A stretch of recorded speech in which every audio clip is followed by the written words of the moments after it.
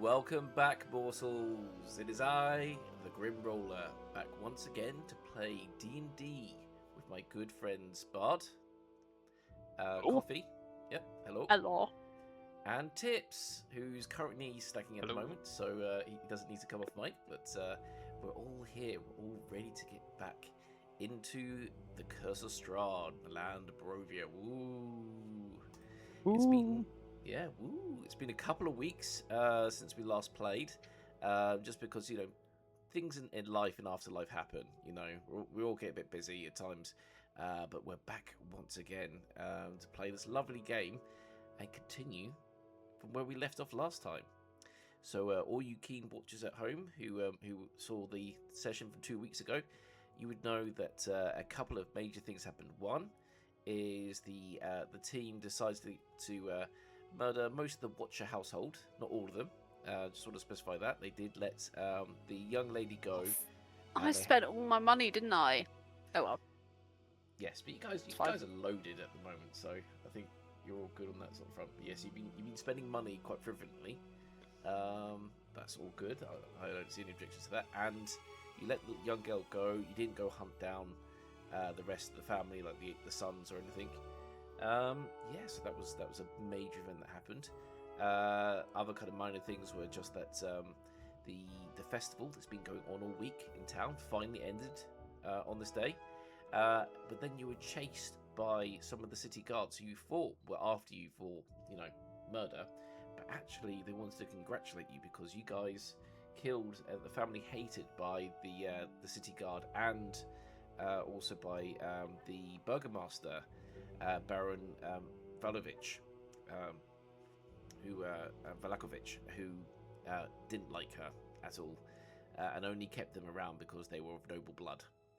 So yeah, you guys are all in the good books with the locals, and you've been invited into the Valakovich's house to speak to the Baron, and hopefully get some clues on this Tome of Strahd you picked up in Strahd's castle. So this is where we are at the moment. We're inside the Vlakovich's house. We're on the second floor in the library with the candlestick.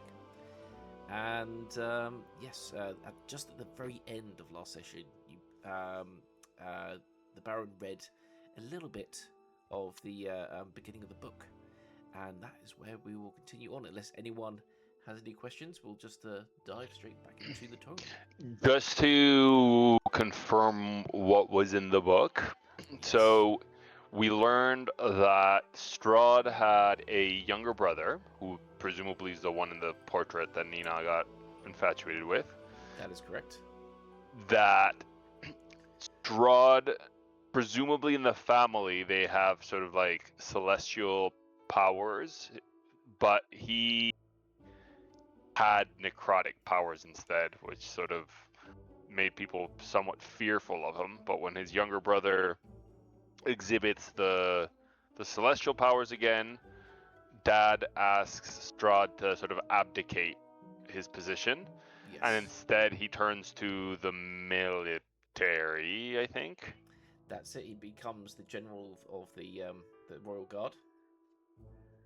Kind of, it's still a high position. Then we jump forward and we find out that he's killed his father. Somewhat incorrect. So what's happened instead is, and I did write a paragraph to kind of explain this, but I think you explained that so well, I can skip just the main details. So Strahd promised that he would be the shield to the royal family, and what he failed to do was to protect his father from being assassinated by the so-called peace envoy from the Shadowfell Empire. Okay.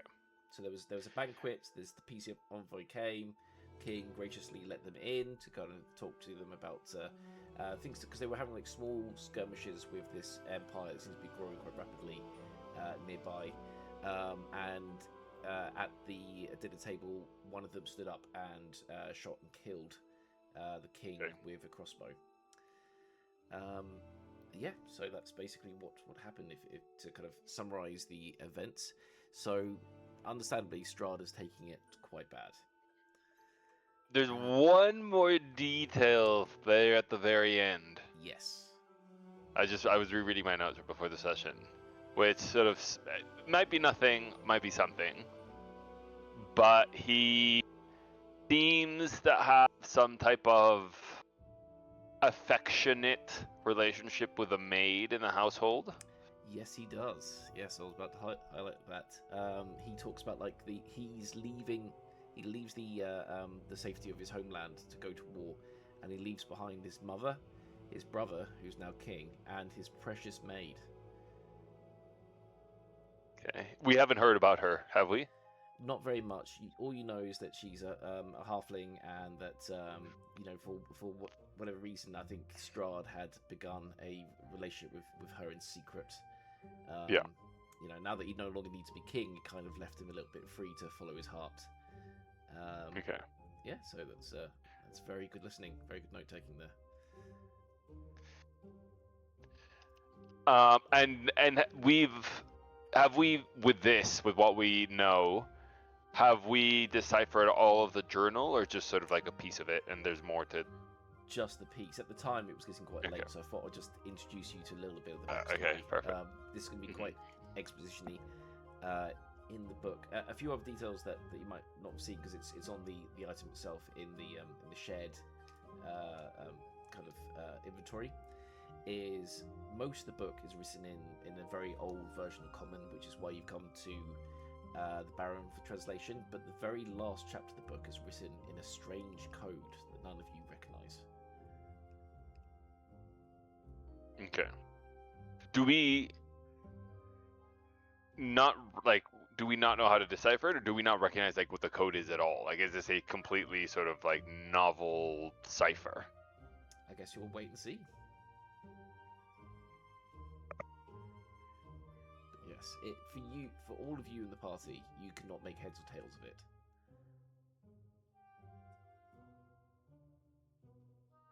Okay, great. Excellent. All right. Well, let's carry on then. So, as you pointed out, we left off, and I'll start at this point because it's quite the poignant moment in Strahd's voice. Father's blood stained my hands. The very sight of it made me feel sick to my core, but I cannot let myself collapse. To right this crime, I must spill much, much more blood, so that the cursed valley of the Empire is flooded with it. I leave my brother to rule the kingdom while I amass the army. Fortunately, my mother will live and will be able to guide him. He's not ready yet, but I learned long ago that adversity is what allows one to grow. I know he will do good because it is the power that shines brightly within him. And so I must do my part, and that is why I was born with this dark power within me. I have trained to fight with a sword and with the will of men since I was a boy. I will bring furious vengeance upon the Shadowfell Empire. I do not know how long I will be away. I have said my goodbyes to the rest of the family, and I was surprised that it was saying goodbye to my dear sweet little maid was what made me finally break. I hope she... The Baron looks over the book and he goes, much of this, the rest of these pages are damaged by mildew and what appears to be bloodstains and burning. For what I can surmise, this is what it says. While the first few battles against the Empire forces went in Strahd's favor, when his army reached the Empire's borders and struck at the main forces, it was a one-sided bloodbath. A quarter of the Zarovian forces were wiped out and turned into undead soldiers that would then turn on the comrades around them. Strahd ordered the retreat, but his contingent was isolated from the rest and almost entirely wiped out, apart from a handful of his closest officers. Badly injured and exhausted, they would not have eluded the enemy had they not stumbled upon a nomadic tribe called the Vistani, who hid them in their wagons and helped them escape the battlefield alive. It seems that it took nearly a year for Strahd and his friends to recover from their injuries and get back to their fighting strength. The Vistani looked after them as they stayed on the move, sending their own people as spies into the Empire and to pass messages back and forth to the Zarovia kingdom. The Vistani, as it turned out, had lost their ancestral home to the Empire 100 years ago and had been shunned by all the neighbouring nations, forcing them to live and stay on the run in the wild forests that border the Shadowfell and the Zarovia kingdom. Strahd promised the Vistani that when he finally defeated the Empire, that he would give them back their ancestral home, that they would be forever welcome in his nation. Strahd learned that his kingdom's army had now only half the men it started with, but had successfully retreated back to defend the borders against further waves of monsters and undead the Empire threw against them. And it was at that point Strahd made the decision, instead of returning home, for he and his remaining men would instead sneak into the Empire and discover the secrets to their dark power, and hopefully a way to defeat them. The surviving accounts show glimpses of these battles as he wrote them, his growing friendship with his companions and the pain he suffered at their loss. He communed with the Western Druids, arm wrestled with the Northern Berserkers, rescued the dragon Argenvost and his brave men from the Southern Imperial Castle, and infiltrated the wizards of the Amber Temple. Oh, how much of these pages have turned to mush. How much I have gone through to survive to today, but I will continue to keep a record of my fight. I will never give up. The story goes on. We have won. Their army has been vanquished. Their dark priests enslaved and their cities burned to the ground. The Emperor was near impossible to kill, but I felt his spirit leave him as I finally drowned him. I sit now, waiting in front of the bonfire as he and his entire family burn. The smell of smoke and burning flesh has become a too common occurrence for me. All of my friends and companions are dead. My remaining soldiers fear me. The homeless locals worship me as they once did their emperor. I see it in their eyes, in the blackened reflections of my sword.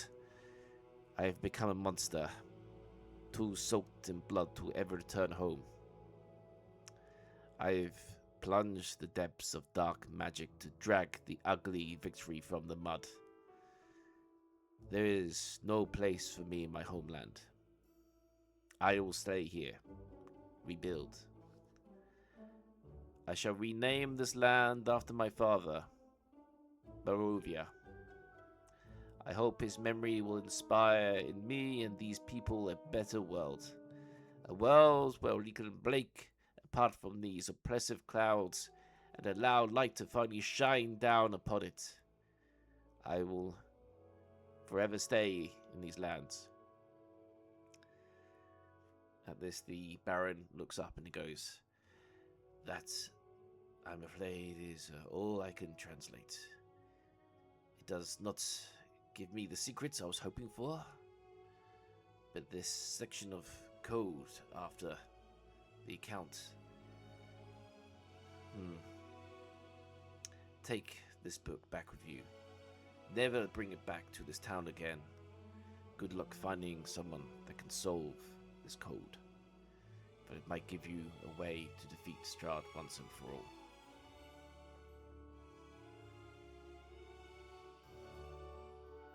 So yes, that is the account of Strahd.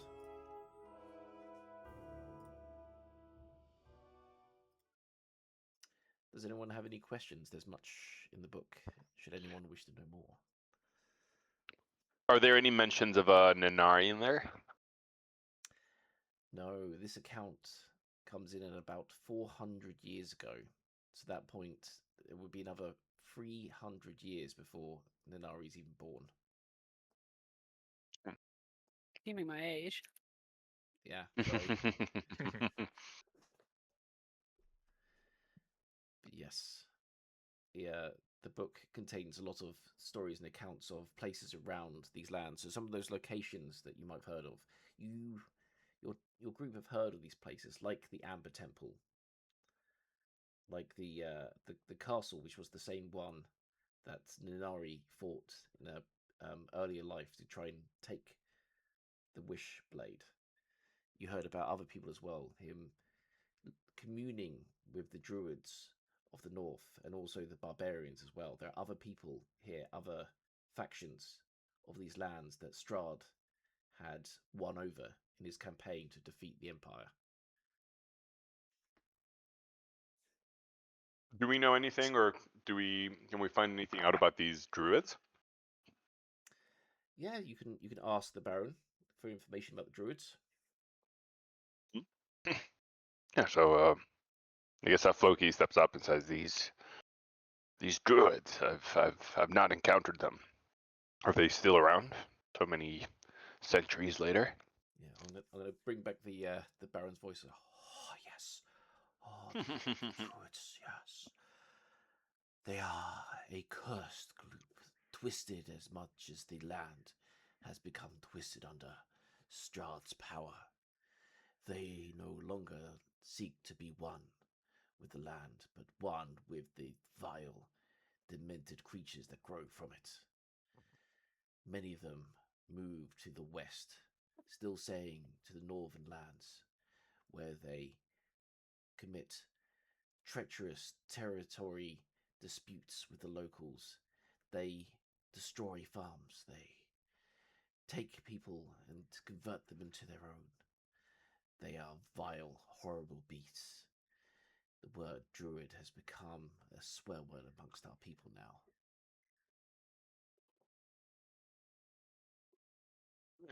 And these barbarians, I think we might have encountered some in town. The berserkers, yes, they come and go. They seek only to prove their strength, their worth, but they have suffered greatly. As you mentioned, the druids, they took much of their land of recent, and they are fighting back for it as we speak.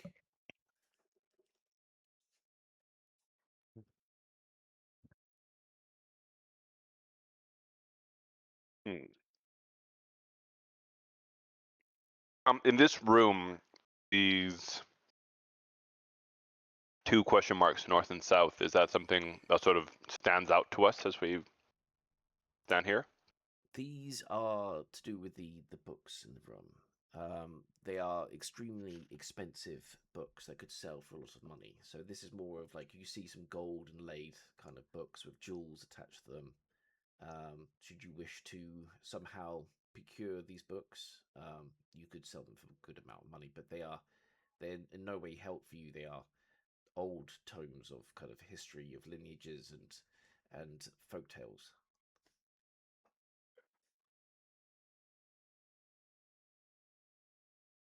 So it's nothing like unique information No, in those tomes. not that you can see. There's a lot of very high class books. The whole room is filled with books of history, mathematics, science, culture, languages, but nothing that would help you in your current campaign.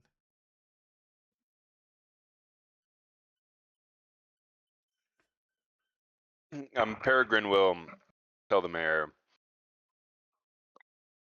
"Thank you, Burgomaster. Your help has been invaluable.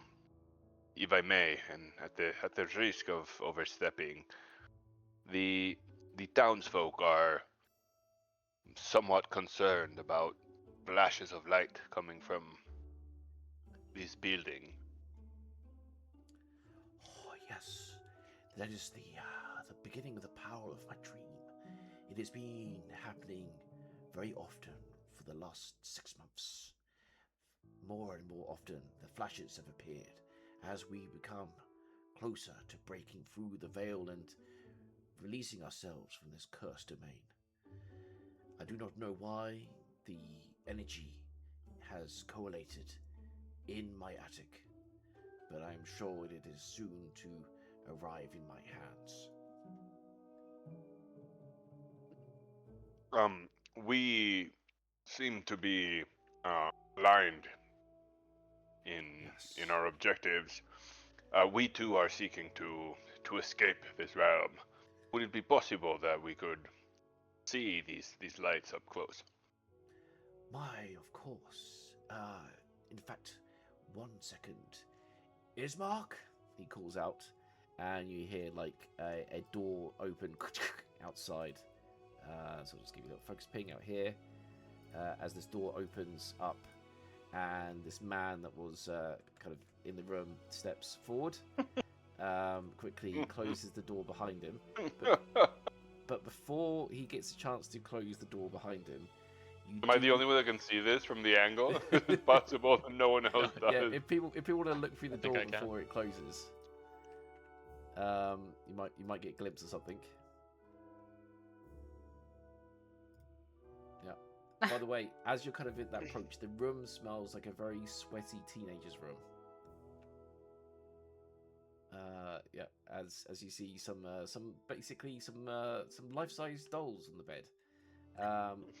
In fact, the dolls seem very similar to someone you know, and if you should look and see the poster on the wall, hand painted by the man himself, the woman looks strikingly similar to Arena. And then he goes and shuts the door and locks it behind him, and then steps into the room, and he's like, yes, my lord. He's like, Isaac, show them to the attic. And he's like, yes, my lord. The man is freakish as well. If I go like here, his right hand is like a demon's hand. It is overly long, overly large, overly strong. Embers of fire and ash rise from it at moments, and he carries with him a huge axe. His eyes are without mercy. He is the guard dog for the Baron, does what he's told, and kills who he's ordered to. You've heard many rumours of the horrors that he's brought upon the people who've tried to work their way against the Baron. He beckons you out of the room to follow him down here.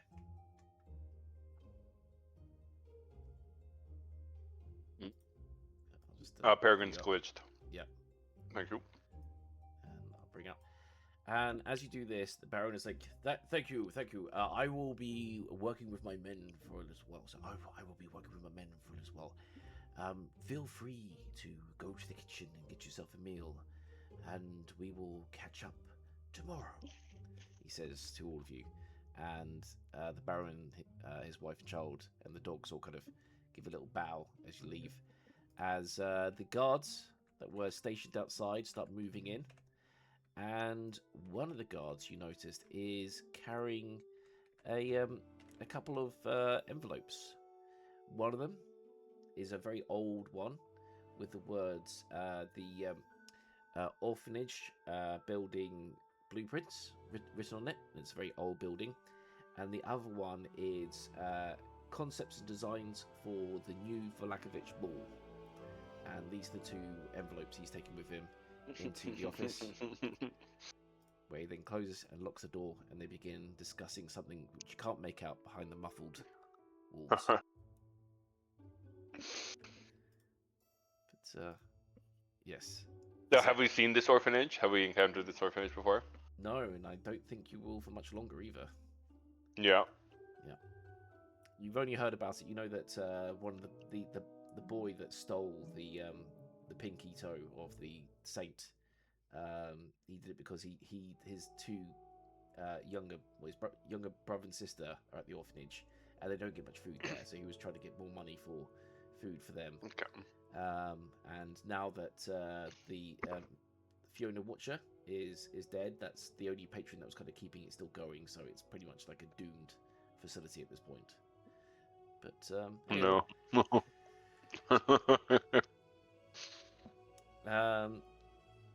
Ezek kind of like beckons you on to follow him throughout. If you ever want to just like veer off the course and look into other rooms, he doesn't really care. He's just doing as he's ordered. He's just going to follow the path to how you get up to the attic.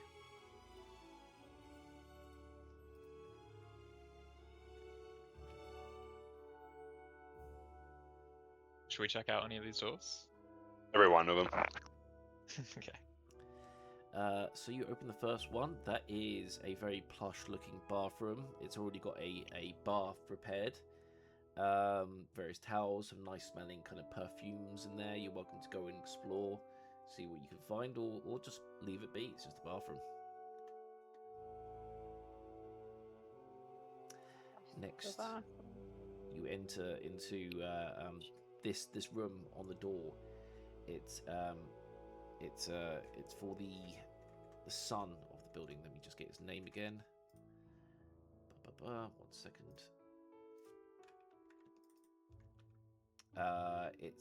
He's called the Baroness. Is it the Baroness? That seems weird. Sorry, I've got the wrong thing here. Baronet, I think he's Baronet, mentioned last time. Yes. Mm. Why is it not popping up in the thing? And he's the one that he once married off, and that put the curse on the Watcher daughter. That's exactly right. So he was up to something. The Watch daughter had reported that she had witnessed him using a badly made teleportation circle on some of the servants of the house. The servants that had been reported missing by the Baron himself, and it somehow managed to teleport away their bones, but not their flesh. Lovely. But this is his room that you can then enter. Yeah, I reckon Peregrine sort of flips in. Sure. Okay. So, interesting sights in the room. There is over here, this first sight right here, is a wedding bridal gown. This seems to be the one that was used by the boy's mother some time ago, and it seems to be repaired and kind of remade to kind of fit someone else. So it seems to be the boy is somewhat industrious, and he's been repairing the old wedding dress. The other item here is kind of like an old desk with a mirror on it.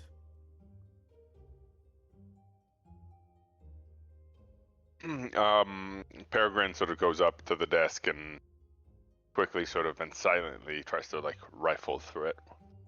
Sure thing.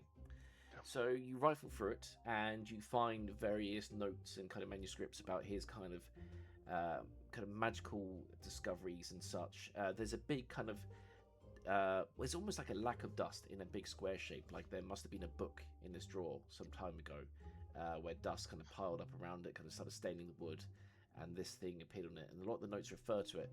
A lot of the notes also refer to unlocking the magic of the mirror as well. Hey.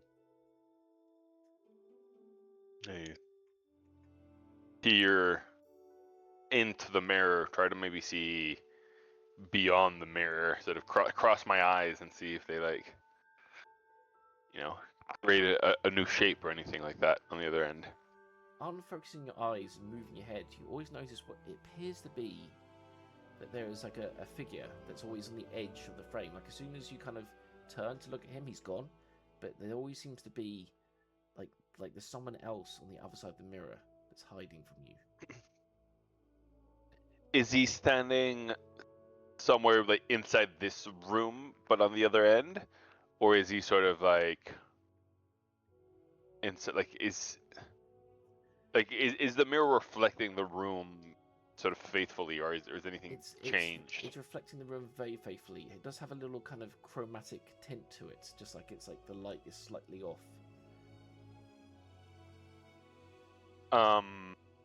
Being a sort of posh room, is there any like makeup or sort of powder to apply on one's face on this, like, you know, any of the drawers or anything like that?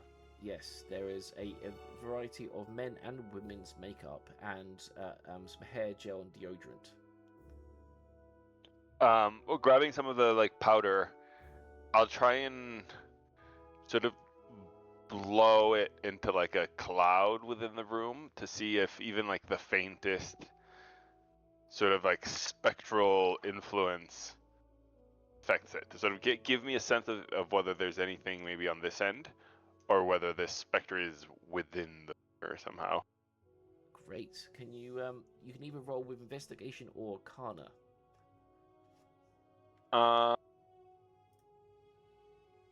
They're the same, but it feels more arcana, so I'll do that.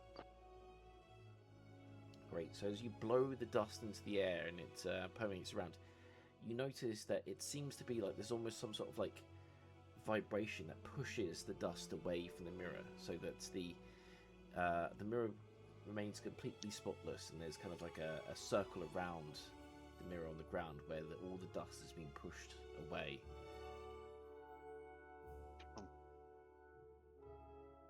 I grab whatever on the table and try to like poke at the mirror to see whether it's sort of a hard surface, or if one can sort of traverse across it. You try to do things like you find like some lipstick and you try to draw on the mirror, but it doesn't leave a track, because you kind of it just slides along like frictionless. And touching the mirror, it's icy cold. It seems to be that there is something to this mirror, but you may be you need a spell or some other device in order to ascertain what it is. Do you guys have any ideas? I don't know if any of my spells help with that sort of thing. I feel like I can detect that it's magic. I think I can identify. Yeah, I can. Well, is identify for spells or like things? Identify works for a lot of things. A lot of time people will use it to identify if there's like a curse on a magic item, or to understand its properties. So you can cast it on objects. I will suggest it to the party and see if anyone thinks it would be useful. Definitely go for it. I feel like anything we can sort of glean about the workings of this mirror will be useful. Yeah, I can do that then. Yeah. It's my last spell slot. You can for first level. Cast Identify as a ritual. It takes 10 minutes to do it. Oh, if we have time, sure. I'll sit here and do that while you young boys investigate elsewhere. Sure. So if everyone wants to do a turn, if they want to go and speak to Izek whilst Nina stays behind, you're welcome to do that. Let's quickly sort of open these doors, see if they like lead the closets or bathrooms or whatever. So the door on the left you open up, that is an ensuite toilet. It is immaculately clean, and it looks like it has proper working kind of plumbing. It seems to be that it's been maintained well. Okay. On the same time, Loon has opened the door and is now looking at Izek, who's really just not paying attention. Instead, Izek's got open a little kind of a book full of like cartoon drawings of like naked people, and is just kind of rifling through it. Kind of enjoying himself while he's waiting for you guys to kind of catch up. He looks at you guys, goes, "This is the Lord's bedroom for the Lord and Lady. Do not make a mess. If you wish to go upstairs," and you can see there's like a question mark at the moment. This is a cord that is hanging down from the ceiling. He pulls on the cord, and down comes like a hatch with like a stair set that kind of descends down to the ground. It's like, you're welcome to go look upstairs, though. I don't see there's anything much up there. It's just a bunch of old junk. Anyway, I've done my job. You guys can go to hell. And then he just walks out the room and leaves you guys behind. What a guy.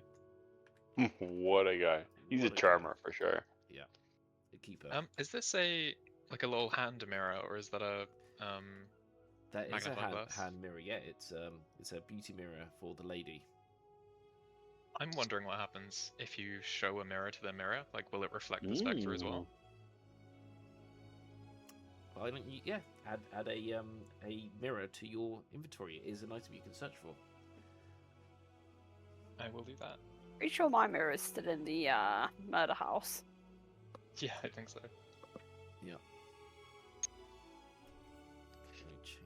Before we go up, what's in here? Do you want to pick it again? Oh yes, you've just gone and opened up the kind of the lingerie area for the lady. So it's full of The very sexy house. Yes, a very sexy house. There's a lot of kind of different kind of bras and underpants and corsets and high heel shoes and a couple of whips. Speaking of whips, now that you're kind of open that door, you can hear the sound of chains coming. I was so confused where that was going. Speaking of whips. You can hear chains kind of being pulled and from the other side, like from the other side of this room, is another room which has something or someone chained in it. Huh. Can I sort of inspect the wall, see if there's any sort of latches or sort of like, I'll sort of knock around, see if any panel feels extra like flimsy or like it might peel off the wall. Roll an investigation check.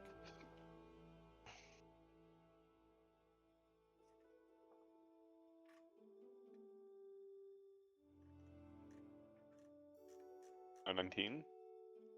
Fantastic. With a 19, a couple of things happen. One is that you find the other side of the bolts to whatever kind of is connecting the chains on the other side of the wall. So there are screws here, and you know that if you were to undo the screws, the chains would detach from the wall on the other side. The other thing, doing all that kind of knocking on the wall, alerted the person inside, and every time you did like a knock, knock, knock, he would do it back to you, like bang, bang, bang, as if he was like bashing his head against the wall in reply. Okay. Floki says, hello, can you hear me?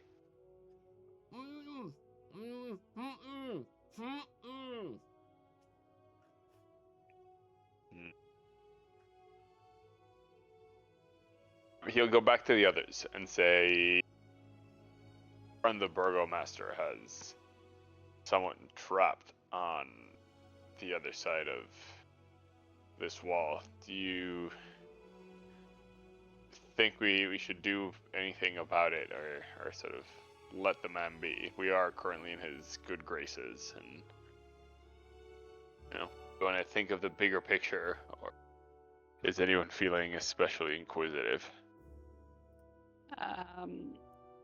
Have you come back to the library? Yeah, I guess what we do, we'll do a little powwow over this room.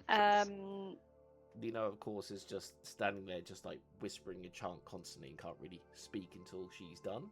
But it is. I'll just be like gesturing, like, and like you have no idea what that's trying to say. Yeah, just trying to, whilst you're doing a hand and kind of vocal gesture. But luckily, at this point, I would say that you have completed your ritual for Identify, where there is a bright flash on the mirror, and you see words written on it as if someone has breathed onto the mirror and written across it, saying, "Magic mirror on the wall, summon forth your shade. Night's dark vengeance, heed my call, and wield your murderous blade."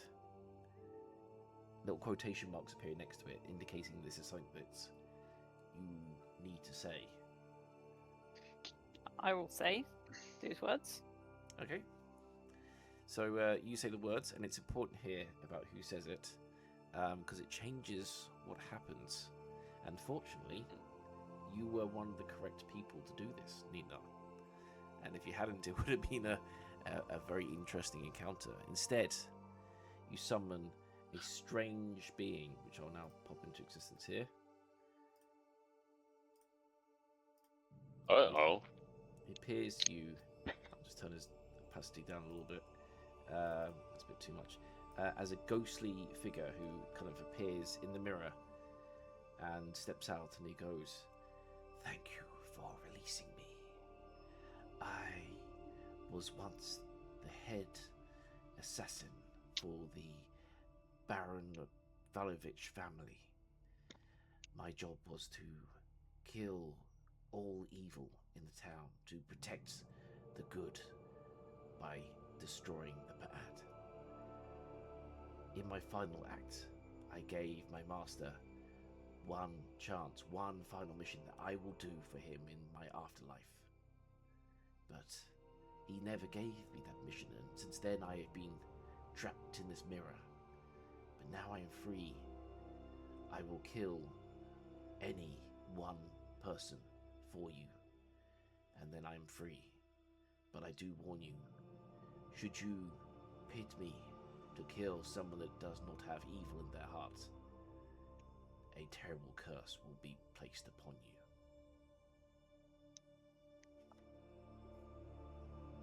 you." May I ask you some questions? He bows and he's like, "You may."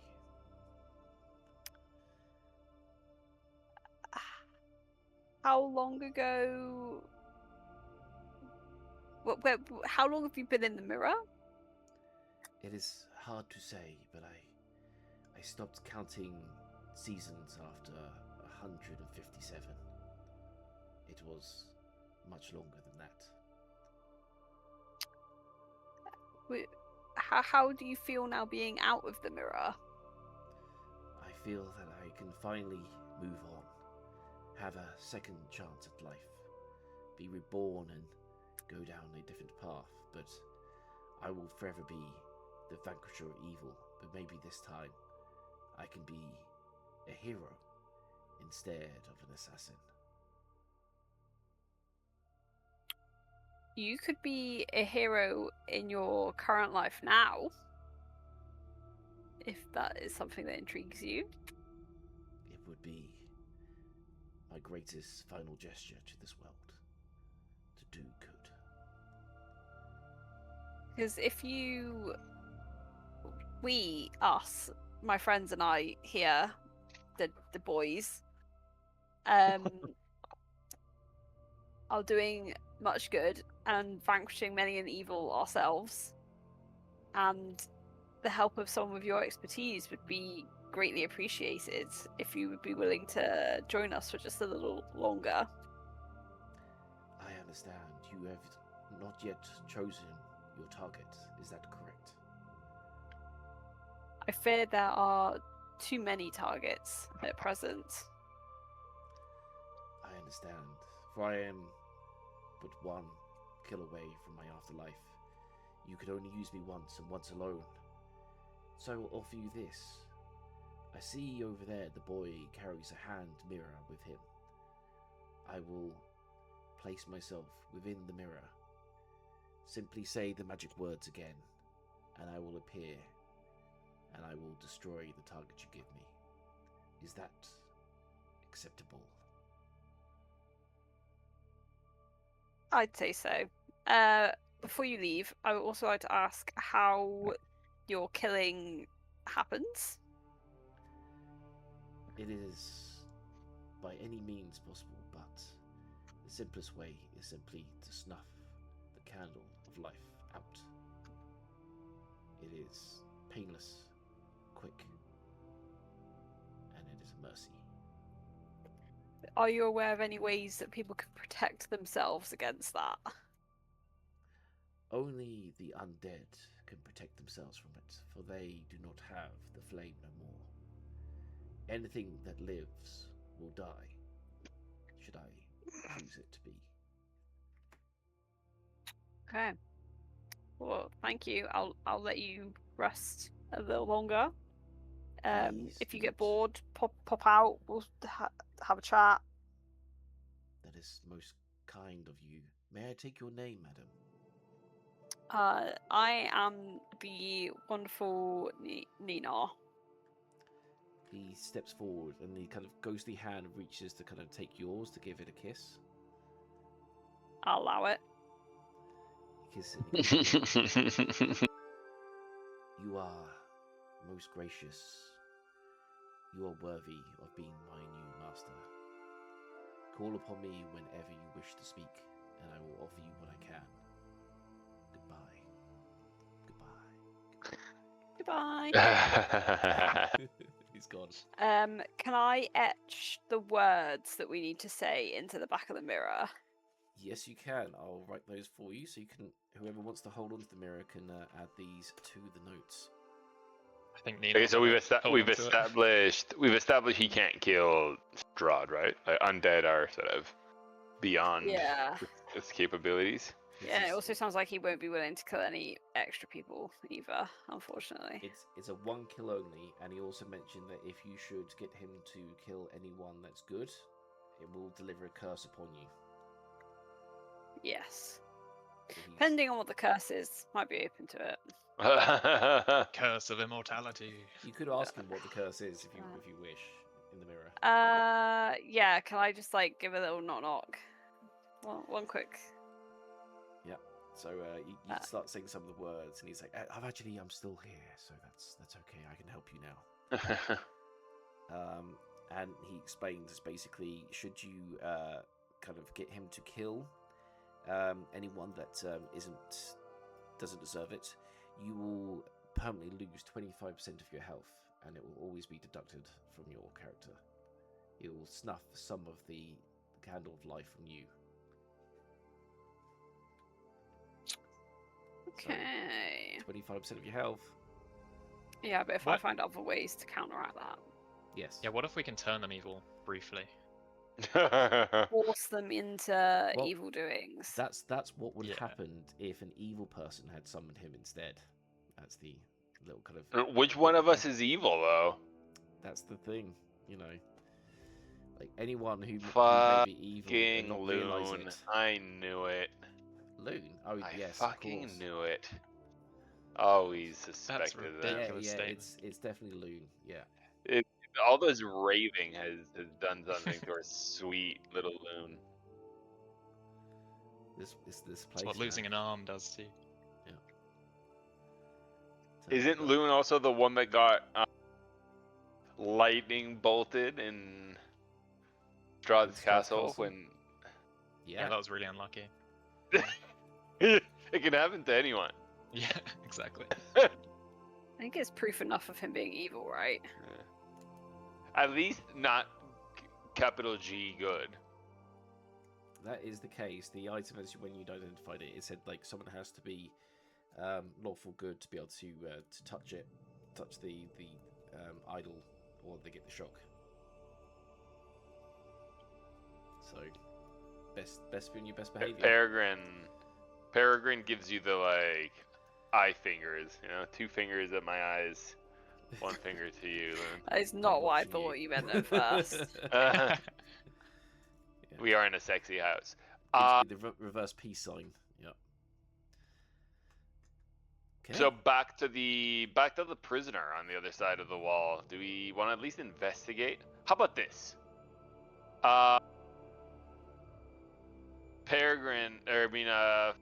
Floki's gonna send Pip Great. over to try and get some eyeballs on whoever's in there, see what's happening.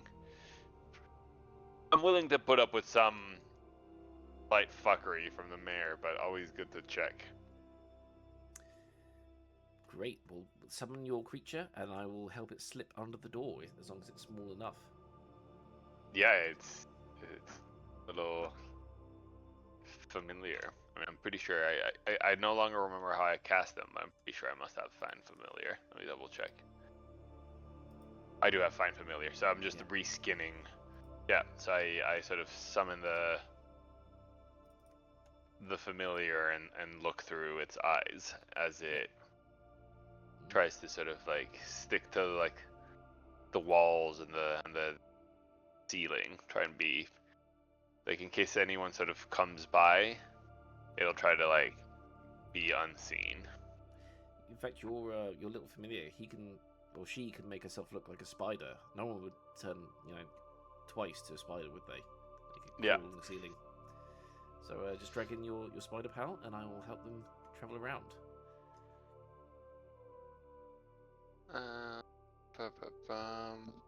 There it is. Okay, there's your spider, and I'm going to shrink it down so it's nice and small. And yes, so there you go. So you'd start sending around. Yep, you've got control now. Carry on going. So you guys can't see what's going on, but right now, as it stop here for a second, as your little kind of companion passes by, you've got 2 locked doors next to you. Should you wish to crawl underneath the door in these and have a little look inside? No, not yet. I don't want to put in jeopardy mission. Your first mission. Fair enough. Carrying by, you can still hear mumbling inside these rooms. Do I hear anything to the right here? No, you're welcome to have a look in there too. Not yet, not yet. Okay. I crawl under the door here. And you crawl I'll let inside. you drag me over. Yeah. And you come in, where you find there is a bound old man. He's got a gag on him to kind of stop him from talking. His arms and legs are handcuffed together, connected to the chains on the wall, where it's such the chains that stop him from being able to like rest. He can't lie down. He has to stay on his knees, and in a kind of repenting stance. And he wears a wooden sign wrapped by some very coarse string around his neck. It's kind of digging into his skin a little bit. And the plaque says, "I refuse to laugh." Yeah. So, yes, this is a man that basically stood against the Baron and his kind of wish to have everyone in town be happy, to help them get out. And he finally had enough of him, so he's decided to punish him for being a grouch.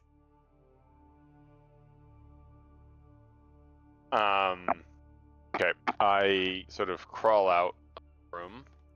You'll have to pull me over because It's very tight under that door. You slide out. yeah. I'll try to slide in under this one over here. Yeah, the door is not very locked. So you go inside and you realise these are the guest quarters. These were the ones that were originally for the young Lady Witcher when she was here being kept under guard. You can tell it because she scratched her name on the back of the door as kind of evidence of herself being kidnapped and being held in this room. It's got Lady Watcher was here. Yeah, yes, it was the young watch girl that was kidnapped by the family because she's of noble blood, and they were going to force her to marry the baronet. Okay. I continue, and I try to sneak into the Baron's quarters here. I guess confirm our suspicions that he's about to demolish the orphanage to build that ballroom.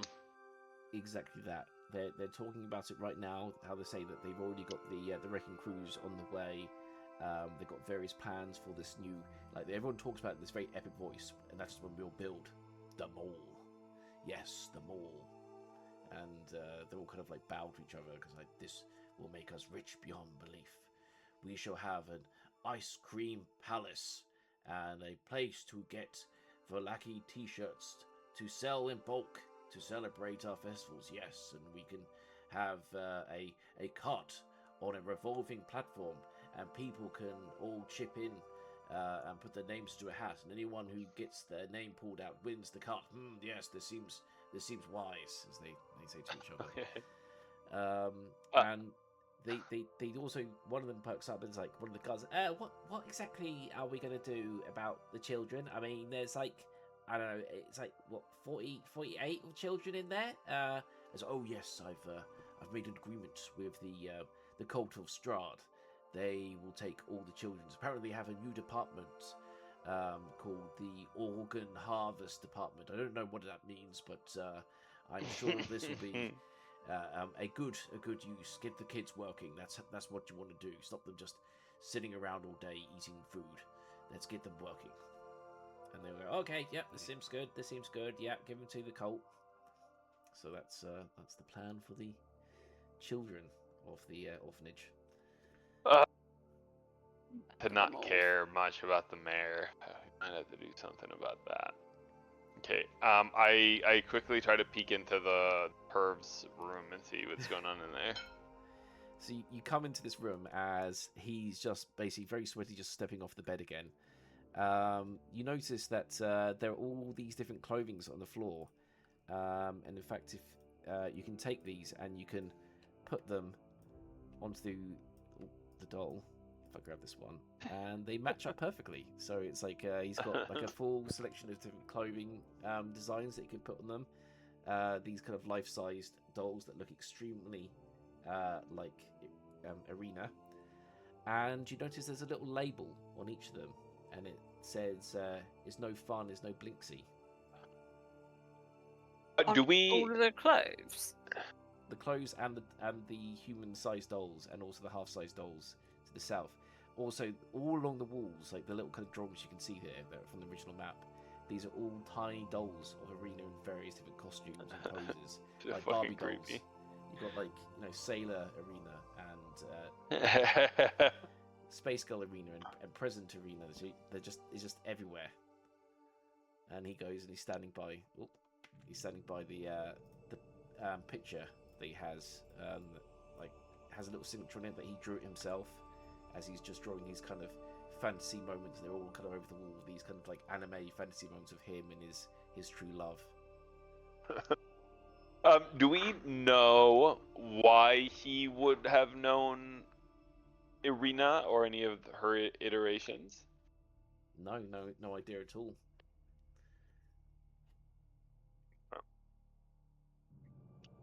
Are those Sorry, capital F fangs in the drawing, or are those just sharp canines? Oh, and him, those are just sharp canines, just anime style, where they always just like make him longer. He's not a vampire, but he is quite a demonic looking person. That kind of like he's got his right arm is a demonic arm. And I have mentioned this bit of information before. Izek apparently used to be quite a good young boy, and then he too was bitten by a werewolf on the arm as a child, and they chopped the arm off to save his life. But the cult of Strahd decided to give him a new arm, so they did like an arm transplant. But the arm transplant kind of mixed with the werewolf kind of demonic stuff, and the arm transformed into like a hell arm that can summon fireballs, and made him extremely strong. And he went from being a really nice boy to being a bully and a sadist. And a degenerate. Yes. Okay. I'll sort of come back. Yeah. To Floki. I guess Floki's been seeing this through the eyes of the spider of Pip, but I climb back into the staff. Yep. And I tell them that. Well, I mean, first actually, I kneel down to sort of get to eye level with Loon. I tell them it seems like that arm the cult of Strahd has promised might be extra fresh. Oh no. I've just put two and two together. Yeah. Holy shit. That's terrifying. Yeah. They got a lot of kids, a lot of free organs.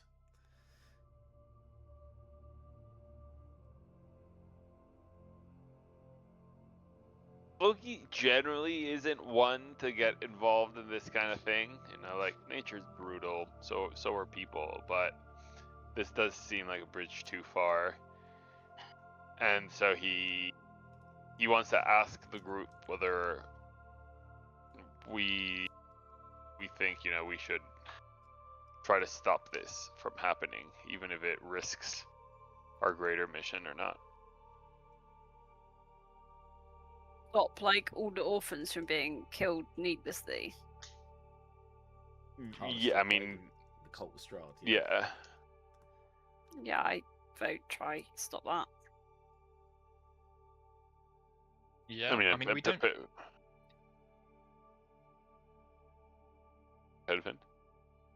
We don't necessarily need to like burn our bridges. It seems like they don't understand what organ harvesting is. So maybe if we, I think they're just like super callous about it. yeah, that's true. Also, we shouldn't know anything about it anyway, so they'd be like, "How did you know that?" Yes.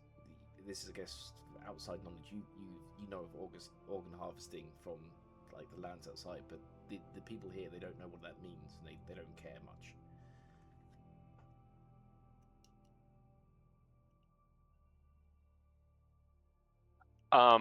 Well, it seems to me like there's several ways to stop this. We can make the information known. We can try to take the burgomaster down. We can threaten him. Mm-hmm.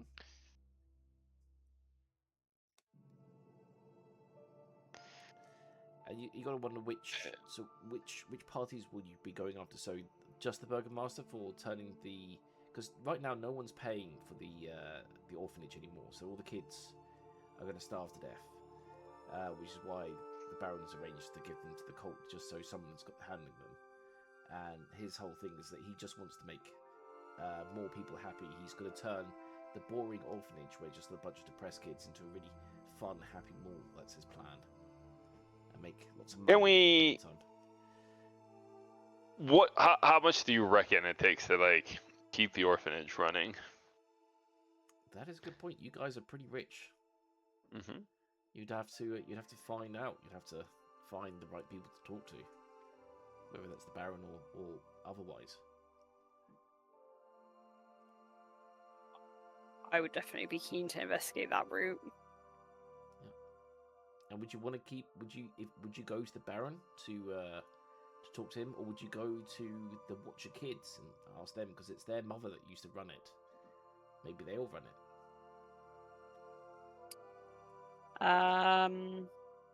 But the burgomaster guy doesn't like the Watcher family, right? He does not. So he's not gonna like do anything that's like recommended by them, I assume. Maybe. I mean, if it currently belongs to the Watcher kids, we're definitely in the good graces of the cat lady, and I feel like the two drunks we can probably sort of convince. So as long as we sort of tell them what the current plan is, presumably they'd be aligned with us to not want all these kids murdered. Mm-hmm. Could definitely talk to them. So that'd be Yeah, we Stella, can try and talk to people. Yeah. Stella, Okay. So, Watcher, Carl, and Nicola Jr. that you want to talk to. One Yeah. of them or all of them. Or whoever we can find. Mm.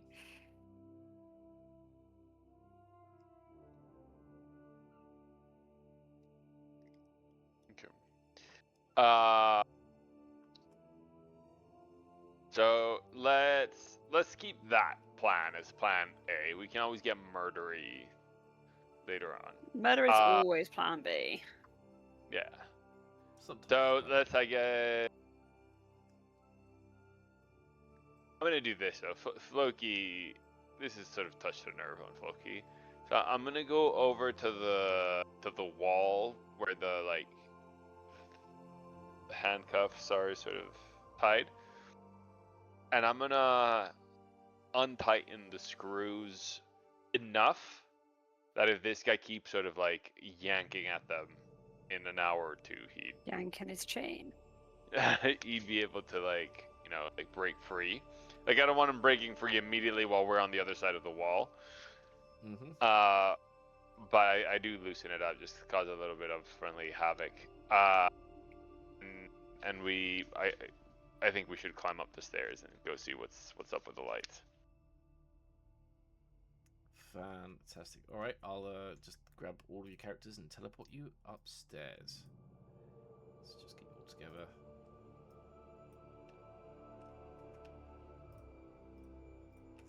There we go, got you all. As you pull the thing down and it drops the trapdoor and you make your way up, and you're now in the attic. And up in the attic, you can already feel that there is something strange going on. You can already feel like the hairs on the back of your neck begin to rise. And Nina's hair just starts to afro out. Static.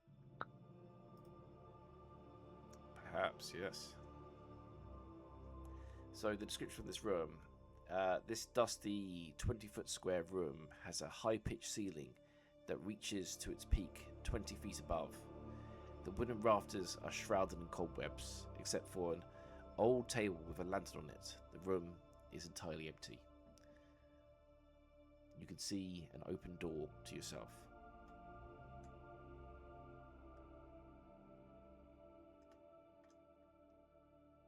Yep. We proceed. Jesus. So you're the first one to step out, and you can see that there is like hundreds of years of old family junk. So all the kind of sofas that started to get mouldy and fall apart, old suits of armor that have rusted beyond repair, various chairs, crates full of kind of heirlooms that aren't put out anymore. Just so much junk is up here, and you're welcome to rifle through it. But you can probably already tell from just looking at this is the family are somewhat hoarding. They got all this old junk that they just don't want to throw up, but it's almost entirely trash. Okay.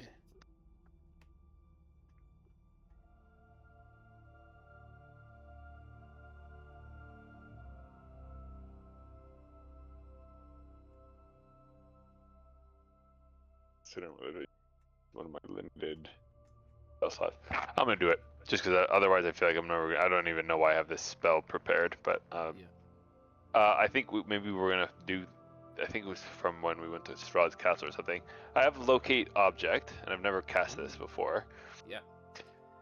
But it says like it can help you find a specific object, but also second paragraph. The spell can locate a specific object known to you if you've seen it up close. Alternatively, the spell can locate the nearest object of a particular kind, such as a special kind of apparel, jewelry, furniture, tool, or weapon. Yes. I want to find sort of like the most valuable jewelry in here. Interesting. So what's the range of it? It is one, Is it 30 1,000 feet? That's if it's a specific item. Oh, okay. So it's 30 feet. So what I'm going to do is I'm going to cast this from the middle of the room, which then gives me access to the whole room, basically. Yes. Yeah, I can cover the whole room. And you cast the spell, and you get a sense, almost like energy lines flying from your hands that only you can see. As the lines fly off, go straight through the floorboard and down to what you can see through the tiny cracks in the floorboards, the bookshelves in the library below you. Okay. That is the nearest high quality item within your presence. Okay.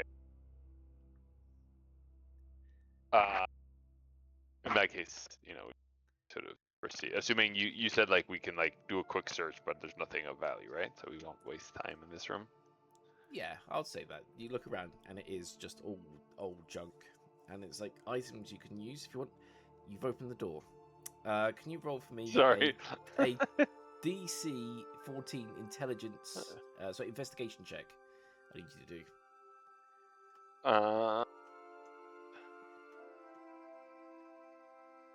Nat 20. Really? Wow. Okay, that's very good because as soon as you go to the door, and I'll describe the door as well, the door has a painting of a skull on it.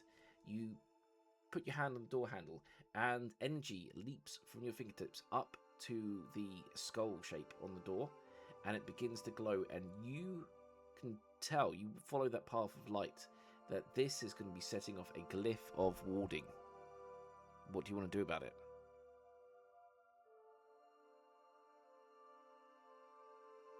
Leap back, I run back as fast as I can. in a straight line.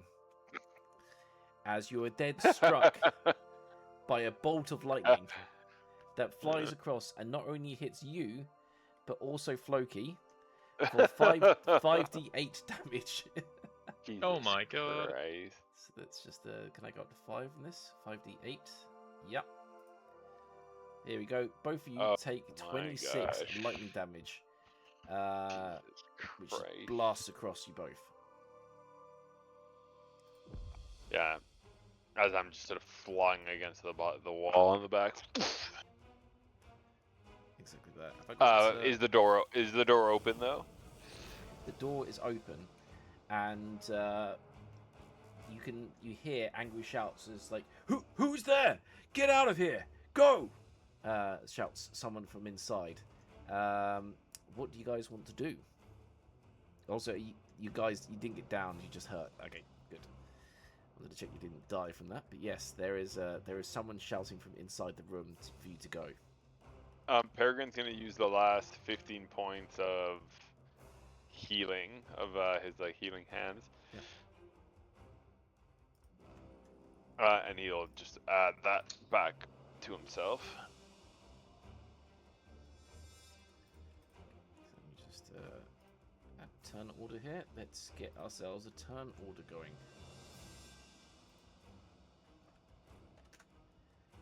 So if everyone also wants to just add themselves to the initiative, please. As in roll initiative. Yes, please. I'm not entirely convinced my D&D Beyond is properly linked at the moment. It's been I acting roll weird. I couldn't even get it to physical work die. yesterday at all. But it came up with an error message when I logged in. 14.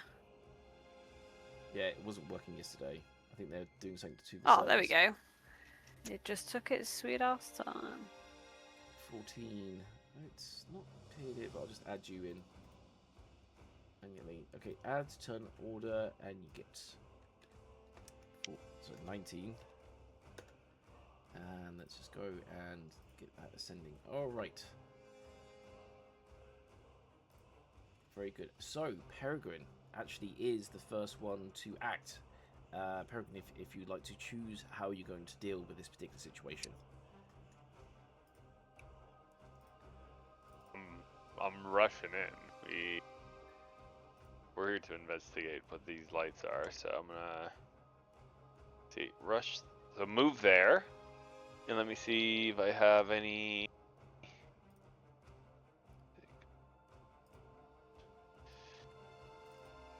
I'm gonna use my one cast, the icon of Ravenloft of Cure Wounds. Yep. And I think it's a special Cure Wounds. Yeah, it's 3d8 plus 3. And you're casting it on Floki, I'm guessing? Yeah. So let me see if I can roll it. There you go. So that's 21 plus 21. There we go. So that'll be my turn.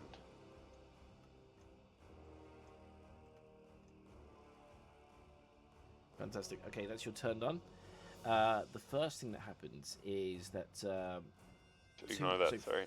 3 attacks are going to come flying from the door from some unknown direction. These are arcane bursts that are going to be whipping around the corner. The first 2 are going to go for Peregrine, and the last one is going to go for Floki. So let's go for 1. So 15 does not hit. It swings over your head. Another 15. And that is a nat crit for old Floki there.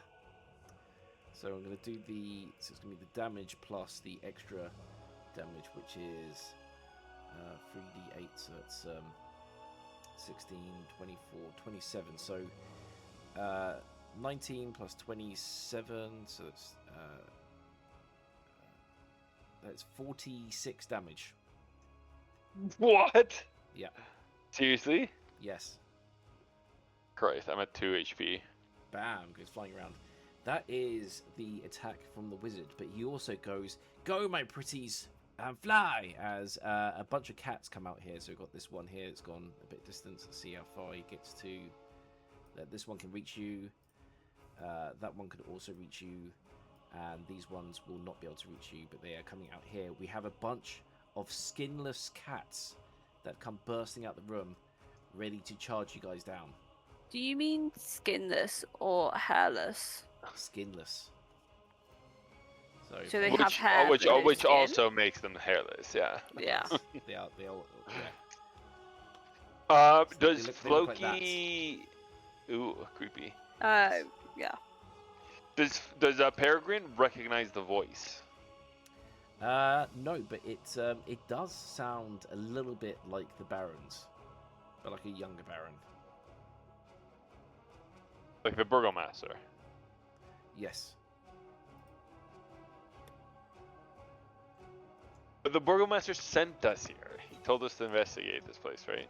Yes, but there's been weird green and purple lights happening from upstairs, and he assumes that this is a part of the good energy that he's producing is helping the place escape from this realm. He Okay. doesn't think of it much, but he's like fine with you to get it, just to stop people whining about it. They're always whining about these weird lights that are happening upstairs. Okay. So we're over to Nina. Nina, it's your turn. I think I've taken great offense to these cats, but I also currently can't see anything from where I'm stood, correct? Yes, you have to step inside. Inside? Yeah, into the next room to yourself. Can I, like, obviously I can occupy the same square as Noon, right, 'cause we're both small. Yes. I still can't see anything through the doorway. I don't Even if you want step to go inside, through. is it just too dark for you? Yeah, I think it's too dark. I can It see is too Floki dark. now. So So I'm just gonna cast. you Oh, can- I can just about see the cats, You but can use I'll an item cast. interaction to bring out a torch if you wish to just chuck a torch to the ground. Oh no, it's fine. I'll just cast Cloud Daggers. Cloud dagger's great. I'll Draw where try you and want it to draw be. it. So it's a 5-foot circle. Like, yeah.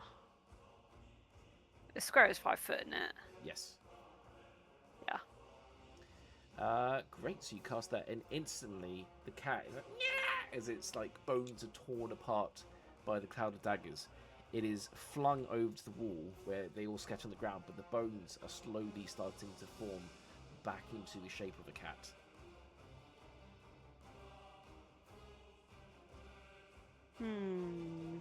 That's annoying. I'm gonna step back into the room and think things over in my next, what is it, 6 seconds? Yeah. You're not going to do any bonus actions at all? Nope. Cool. Unless anyone's feeling not so healthy. Floki is Floki is basically at dead. 2 HP. I'll not move back into the room just yet. You are next to him. You can just reach over to him if you wish. Oh, yeah, alright. And I'll cast Cure Wounds at level 2. Oh, thank you. It's 4d8 plus 3. And then that'll be the end of my turn, and you can add the health once Thingy decides that it's time to load it. Roll 20. Yes. So it's not even popping on your screen. Oh, there it is. 27 healing. Fantastic. Ooh, beautiful. Okay.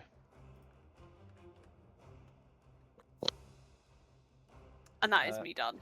That is you done, and we're over to Floki, who's now come back from. Like, he's been struck by lightning, and he's also been struck by magic. He's not having a great time.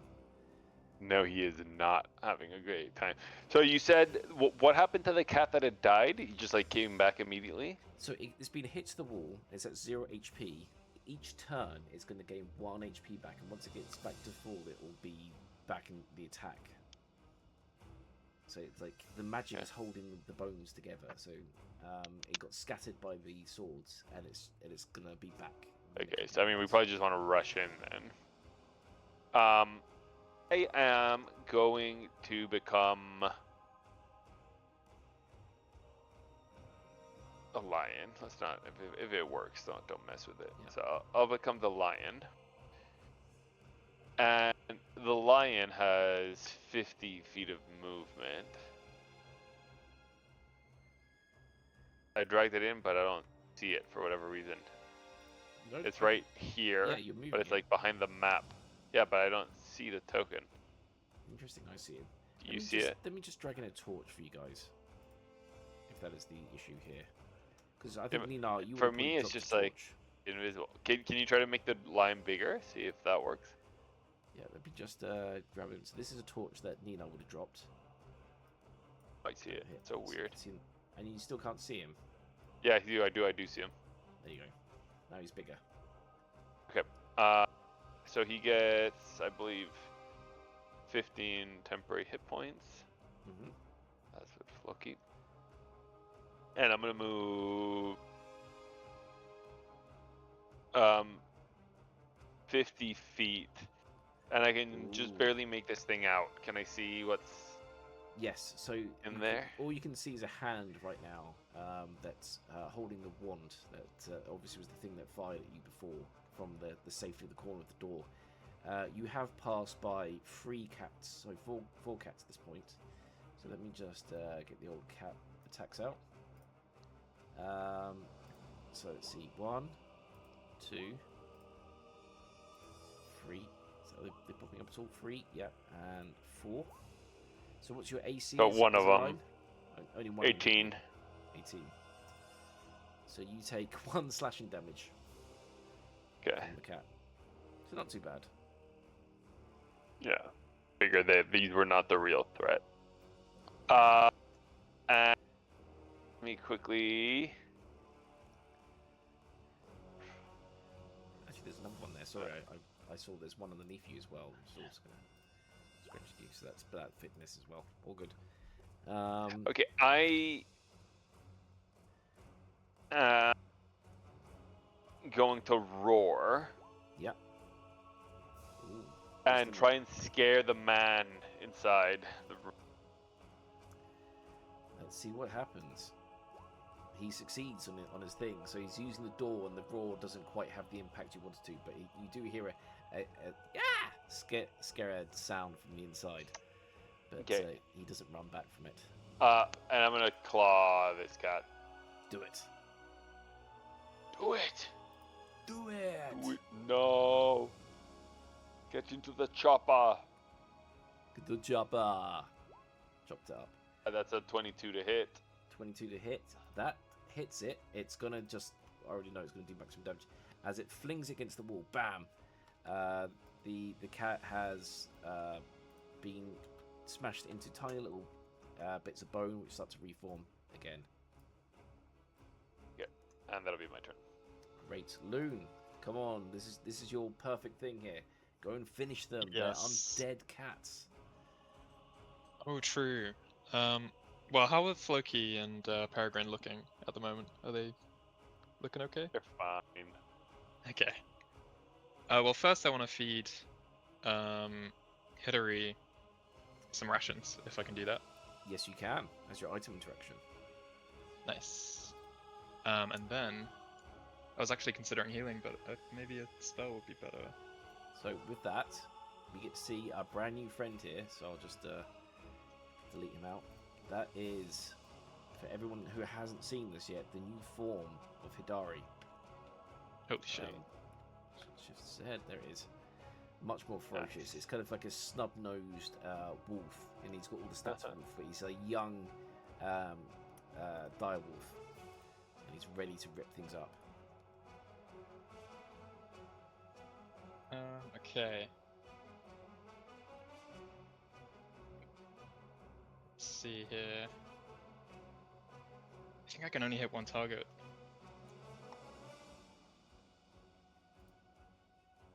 Maybe it would just be best to bless everyone. So maybe I'll cast bless on. I think I can actually get everyone. I got one more additional. Yeah. Okay. So I'll cast it at level 3. I think I need to do to get everyone. Mm-hmm. And do they have to be in visual range? I think actually because Nina's by the door, so you can still see it. Yeah, it says within range, so I don't think it needs to be visual. Yeah. So you can add plus 1d4 to the attack roll or save for the next minutes. Sweet. Fantastic. Theo, can you are the cats undead or fiends? I can't tell you that because you haven't discovered the means that they've been used. No, well, I would know. Well, I mean, I would know in the sense that Peregrine has the icon of Ravenloft, and if these cats are either fiends or undead, they need to roll with disadvantage against any one of us. Ah, so as you wave the icon near it, you don't get a sense that they're either. Okay.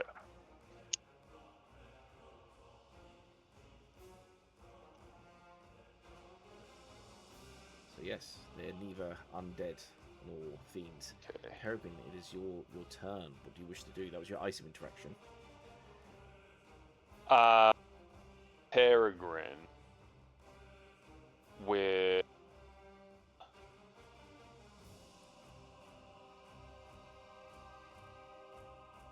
rush here, and Okay. I'm now sort of kitty corner with the guy. So with that, you would have been attacked by 3 cats. So let's just roll for 3. Yeah. So 1, 2, 17 does not hit, I assume. No, 18.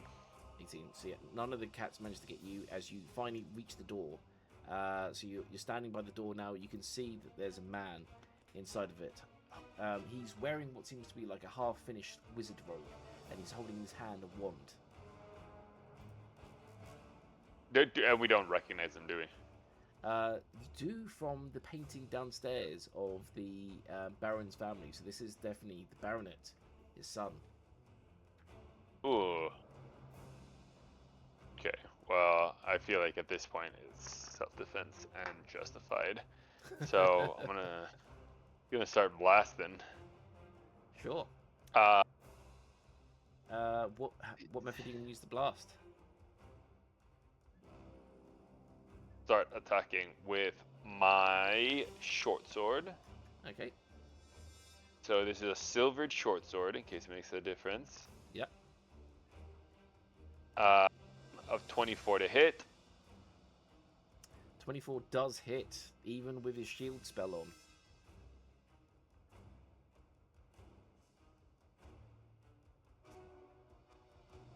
I do 10 piercing damage. Oof. He yells as you stab through his flimsy made wizard robes. Okay. I then attack again, but this time with advantage. Yep. I get a crit. Wow. Nice. Rolling well. Which will be 16 damage. 16. Yep.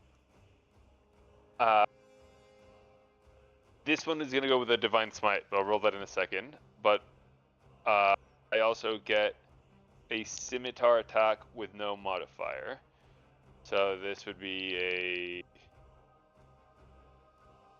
a 1, but it's with advantage because of the X. So that hits, I assume. Yep. Which is a 26. And this Jesus. will just be, I'll tell you what it is, because it won't be what it rolls. Okay. That's just a four extra damage. So it's a And now 13 I will Divine Smite him. Yep.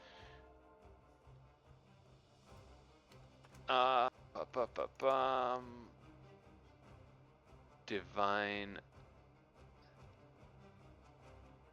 Smite, which all of that was silvered, by the way, previously, in case that made any difference. But he now takes 12 radiant damage. Oof. Yeah. And I Wait, will there's more. use. There's more. Yeah, wait, there's more. I use my trait. I don't know what it's called. My class feature called. Well, I use a Channel Divinity, and then I use my Elemental Strike. And specifically, Yep. I will use Dow's Crush, which means that the sort of planks rise up, sort of like envelop this man, giving him the grappled and restrained conditions. And if he wants to escape, he needs to like use his turn to try and escape. Okay. So is it a spell that's used? Is that what it is? It's like a rider. It's not really a spell. Okay. So if I use Divine Smite, I can then use a Channel Divinity and invoke one of 4 effects. And this one says, the earth rises up around your target of the Divine Smite. The target has the grappled condition. While grappled, the target is also restrained. Restrained. Okay, good to know. Good to know. So yeah, that is your go done, I assume? Yeah. But there's and- more. No, that's it. As we move over to Baronet, who is now officially bloodied, by the way, and is in a lot of trouble. He goes like, my father will hear of this, as he vanishes out of existence. So, there, he's no longer there, and also, like, you see a bottle fall to the floor where he's obviously drunk a health potion. And I'll just do these. Enemies aren't allowed to do stuff like that.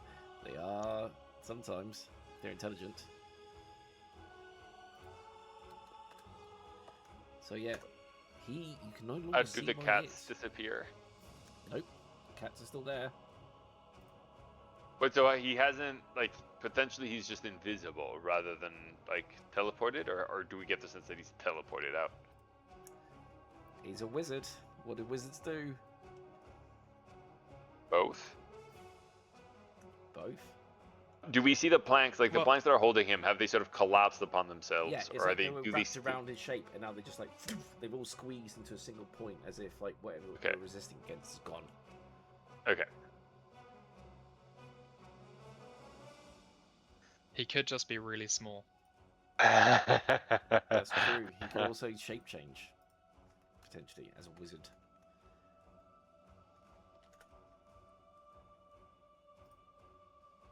Well, it's Nina's turn. Yeah. Oh, sorry, I haven't done the cat's turn yet. So everyone gets. So Peregrine, We're you're gonna good. get 2 cat attacks. Let's scratch, which hits, and 11. So you take 1 point of damage. Yeah, cat attack. And then also Floki is going to get attacked. And also the little doggy is going to get attacked as well. So first of all, we go for Floki's, which both miss. Big 13. doggy, actually. Medium-sized doggy. 22 definitely hits. So your dog takes 1 point of damage from the cat. No. Yeah. He's not gonna like that. He is not indeed. Yes, sorry, that was the cat's go. Now it's Nina's go. So Nina, what can you do about this invisible wizard? I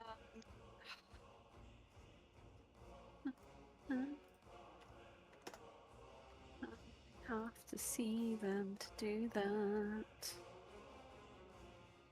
I can dispel magic. Very useful spell. I will, in fact, do that. What are you It gonna has a cast? massive range, so I think that'll be fine. Yeah.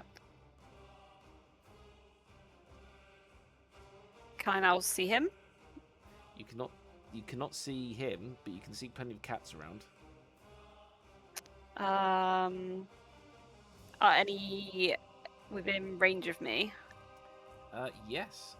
This guy right here is within range of you. I shall kick. Kick the cat. Are you gonna kick the cat, or are you gonna spell attack the cat? I kick it. Okay, you're gonna have to walk up.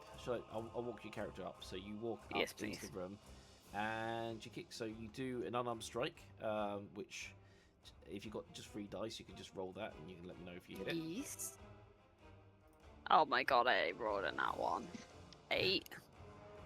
So you roll in that 1 as the cat goes "Meow," and flies up, and he's now stuck in your hair. So you are now grappled by a cat that is now tearing into your hair. That is a shame. All right, Nina, that's your go over. Unfortunately, Yep. as we move on to Floki. Floki, you're surrounded by 3 cats at the moment.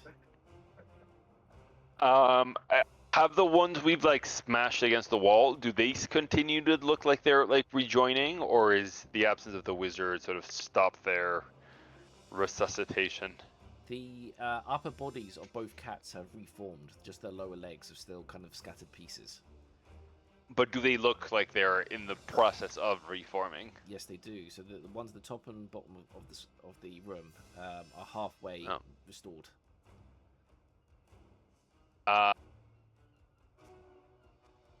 I'm gonna multi-attack the 2 cats sort of next to me. Just the 2 cats, not all 3. Okay. Well, because I only have 2 attacks. Yeah. So the first one hits, and then the second attack, I'm guessing misses with an 8. Yeah. So You that can one add a misses. 1d4 to it. Oh, nice. Ooh. Okay, I will. It's an 8 plus 2, a 10. Still misses, but this one here Okay, so has been taken out. Is at 0. Okay, and then I'm gonna move and sort of like narratively sort of like push, but then sort of I guess mechanically I'm blocking the entrance to the door for anyone other than Peregrine. Right. To So try you and can't, give him some like. Yes. So you can't see him, but you can stop him from getting out as well. You take a hit from one of the cats, so you lose another point of health, but you have now successfully blocked the door. I don't think I take a hit from any of the cats, You moved away from this one over here. but he's still in this aisle, right? Some kitty corner from it. Okay, I'll say you don't take any damage. I think Kitty that's fine. corner. Yep. Kitty corner. Get it? Yep. Kitty corner. Inspiration. No. Because I'm letting you get away with not getting the 1 point of damage. But there we go. Yeah. So that is Floki's go over with. So it's now on to Loon. Loon, do something about these cats. One Right. is attacking Nina. Where's one that's taken damage already? So this one here is reforming. That one's Okay. down completely, and then all the others are full health. Great. Okay. Hidori is gonna also jump into Nina's hair and try and get that cat. And Loon's gonna run over here and cast Toll the Dead. And because it's taken damage, it's 1d12 necrotic Yes. damage. Oh shit. It might not even care about necrotic damage, but I'm gonna roll it anyway. Yep. Here we go. Is that how you do that? Oh my god. Oh, 2 necrotic damage? 2 necrotic. You get it back to 0. I would have said that if you'd gotten higher damage with that attack, you would have annihilated the bones. But instead, you just reset it back to just being a crumpled pile of bones on the floor that are reforming. Okay. But you still have probably bonus actions, and you still have your dog. Yeah, I don't think there's a bonus action I could make use of, but Hidori is gonna slash, unless he gets different actions now he's bigger. But He does have some new Trying to stats. open his If you sheet. look in your sheet, you'll see that he's got oh yeah, harder strikes now. Okay, it's gonna bite then. So that's a +4 attack. So let me roll 1d20 +4. That's 20 to hit. It hits, and with that, And that's 1d. he manages to leap up to Nina's hair, smacks the cat out, which flies all the way over here, and that cat has now broken to multiple pieces on the floor and is reforming again. Nice. So yeah, so you saved Nina. Well done. As we come round to the beginning of the turn order, this cat's at the very top. He's back in action. So he's back with 2 health again. The others all get some health back. But it's Peregrine's turn first of all, and he's by the door, so it's up to him what he wants to do about this.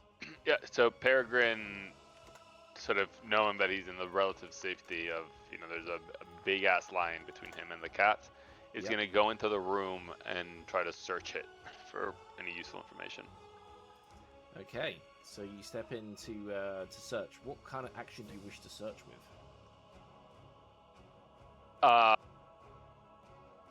You mean like either perception or investigation? Yep. I will use my investigation to look through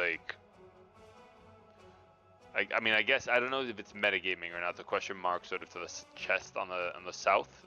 I guess narratively that converts to something. It's just like you see remarkable something about- glitter out the corner of your eye. No. Yeah. Understandable. Go up and have a look at the thing. As you step onto the carpet incinerates itself. As what was underneath is basically a badly drawn magic circle comes to life. This is the magic circle that this man has been working on, and it tries to teleport your bones away.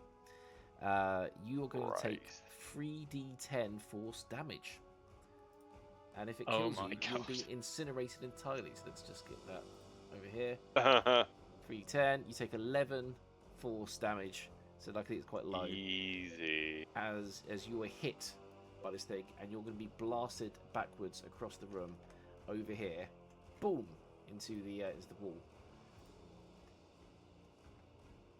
So I don't get to investigate the chest.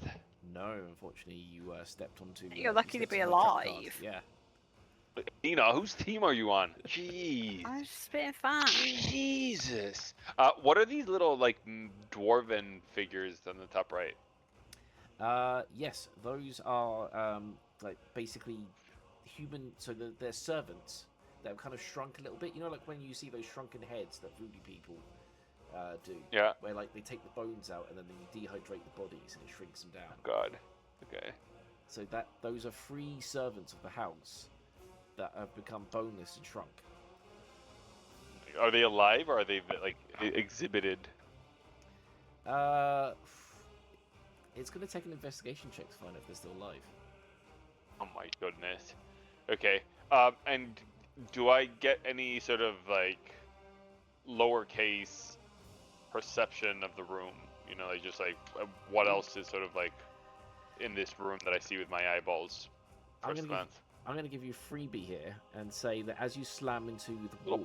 little passive perception. Yes, that you feel something soft with your left hand. Against the wall, you mean? Yeah, kind of against the wall. Maybe like a few inches off the wall. Like your hand's pressing against an invisible cushion. An invisible man, perhaps? Perhaps, yes. Okay, well, I guess How that's squishy is the man? That's my turn, I guess. Yeah.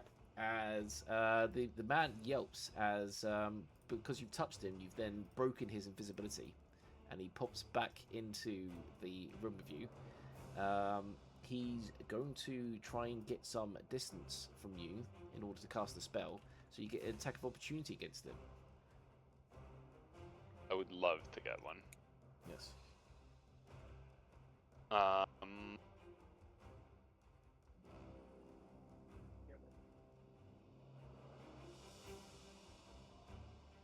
About 26 to hit. 26 hits.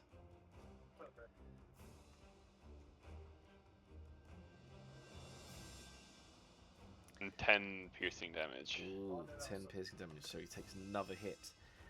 He gets back from you as he is now going to shoot a cone of cold at you.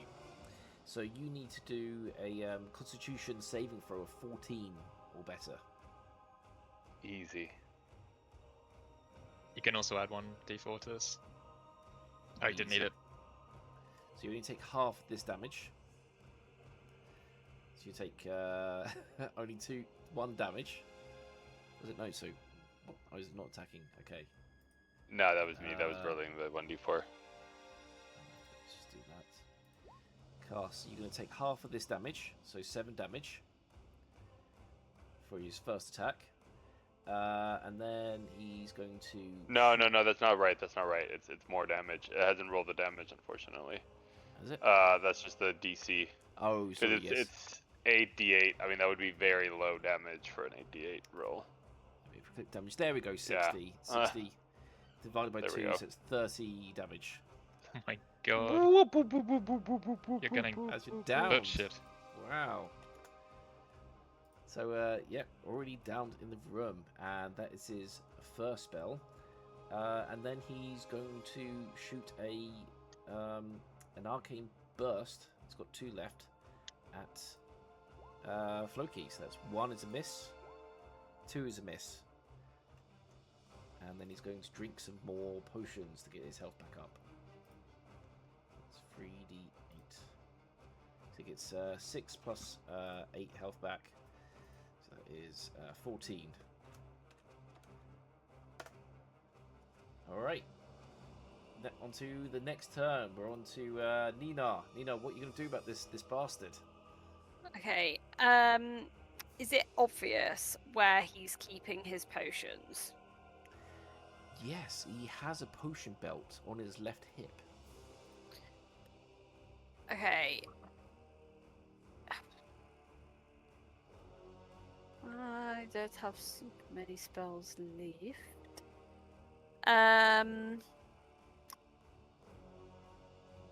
Cantrips take time to cast, right?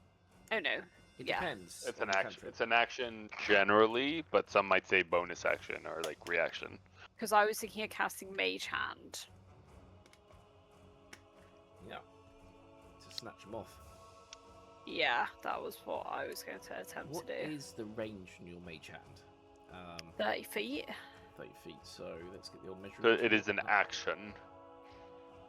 So Uh, you can it get doesn't there, say. I believe. Yeah, you can travel 30 feet. So you can, if you travel your maximum distance, you'd have to run through your spinning cloud of daggers, and then you can get closer. No, to but the- if the Mage Hand is 30 feet, then I only need to be within 60 feet of the guy, right? You're currently 60 feet, so you'd have to run 30 feet and then use Ah, it. And you'd okay, have to I- run through your own cloud of daggers to do that. I'll do that because I'm healthy.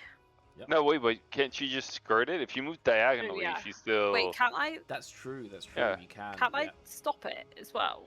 Yeah, no, but you don't need to. Like, you can move diagonally. And it still Like- counts. So you can just skirt it. You're right to get 30 feet. Yeah. So if you go 30 It's all feet forward planned. exactly. So more like you go. If I draw the line, so you go along here. So not the right thing. Freehand. So you can go here and then go up and then down and then get to there. Yes. It's a bit thicker. But then I can't control Mage Hand this turn, or can I, as like bonus action? Yes, you can, because you're just doing your movement and then you use your bonus action. So I'll attempt to grab the potion belt then. Okay, go over here. Sorry, took the wrong thing. There you go. So you get over to here, and yes. So I want you to roll a dexterity check to see if you manage to snag it off him.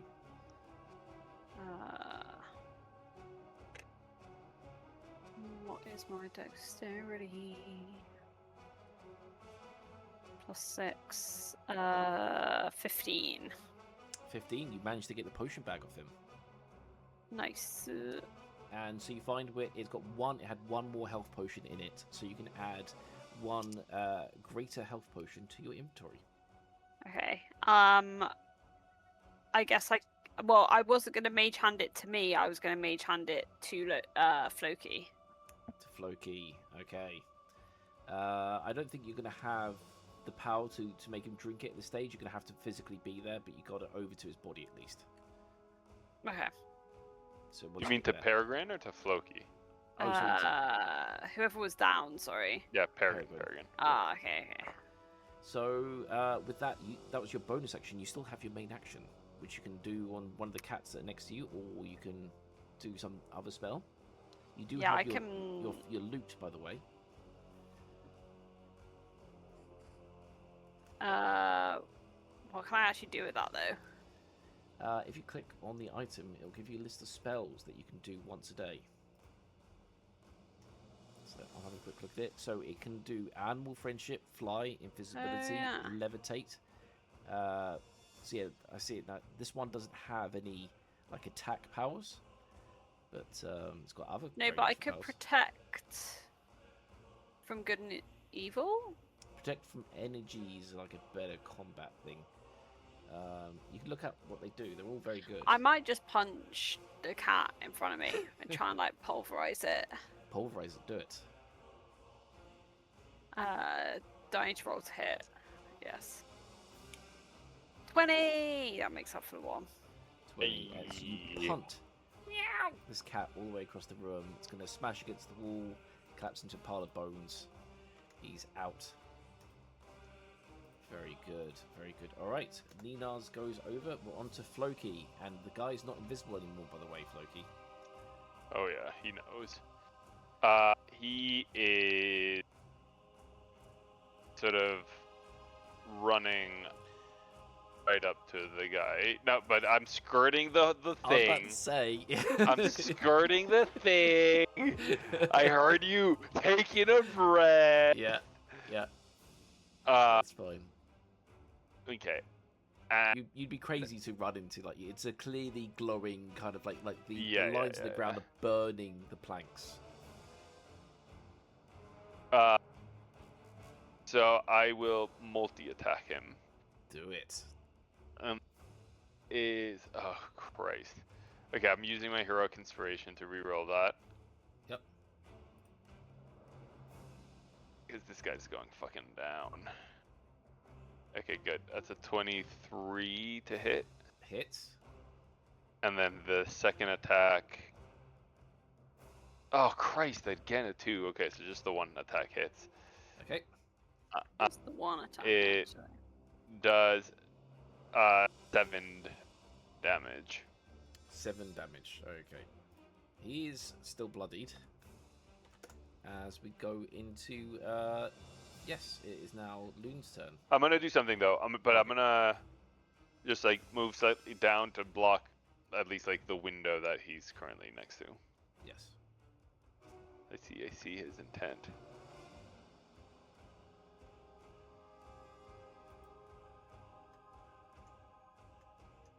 Loon. Okay. I'm gonna try. Well, I want to help out Peregrine. I can't quite get there in my movement, but I'm hoping that I can get into a position where I can see him. And I know I'm gonna get an attack of opportunity, but let's I don't actually know where he is. Far you can get. Yeah. So if there's no place you can get to where you can see him, unfortunately, enough to okay. send a health potion out. In that case, I'm just gonna disengage and move as close as I can, so that I can get to him next turn. You can just power through. If you dash instead of using disengage. That's true. I don't know very hard to do. These guys, yeah, they're just tiny little paper cuts. Okay, then as a bonus action, could I feed him the potion, or is that as a item? Would that be an action? Item interaction, you could. Ooh. Okay, sweet. So I assume I can get there with the dash. Yeah. Main action's dash, and then you item interaction, feed in the potion. Nice. That's what I want to do. Great. So I'll probably take 3 hits. Is it? So this one you only take the one possible hit because the other 2 creatures were down. So let's just roll for that one cat. Oh, awesome. Which misses, and you're there. And this particular potion, it does 3d8 plus 8 healing. So if you want to roll 3d8, pretty good. Yeah, pretty good now that we have it. Not pretty good when the guy had Yeah, it. that's true. Sorry, was it 1d8, 3d8 plus what? 3d8 plus 8. That's 8. 21. How come he rolled really badly and then you get a 21? Jesus. Yeah, 21. So yeah, just Peregrine pop back up. With how much health? 21? 21. Beautiful. I can cook with this. Fantastic. As we come back round to the turn order, it is Peregrine again. Though many of these cats are now back up in business. They're going to come after you guys if you're not careful. Okay. Peregrine moves over to the guy. Yeah. And says, Badly damaged. yeah, with disgust, I sort of look back at the like boneless servants up north. I say, if you know any players, now is a good time to start talking to your gods. And I start slashing.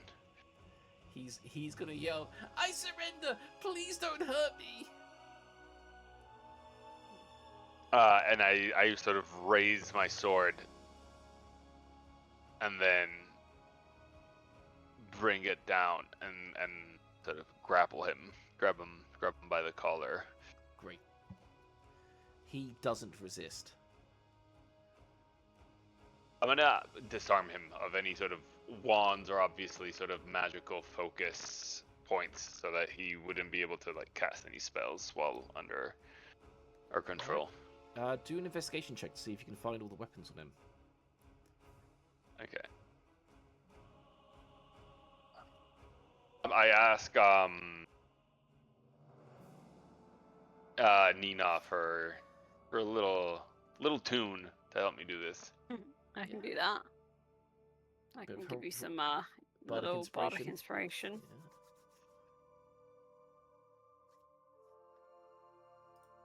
Which is a 1d8, is that right?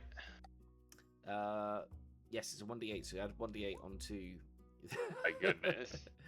Yeah. I'm still a little shaken from having been sort of like knocked unconscious, so I do my best to like disarm him. Yeah. So that's 1d8 plus onto your investigation, so you got 9 in total. Okay. Oh my god. So with a 9, you disarm his main wand. You also manage to disarm the hidden wand. He has like a contraption under his wrist that would like flip out.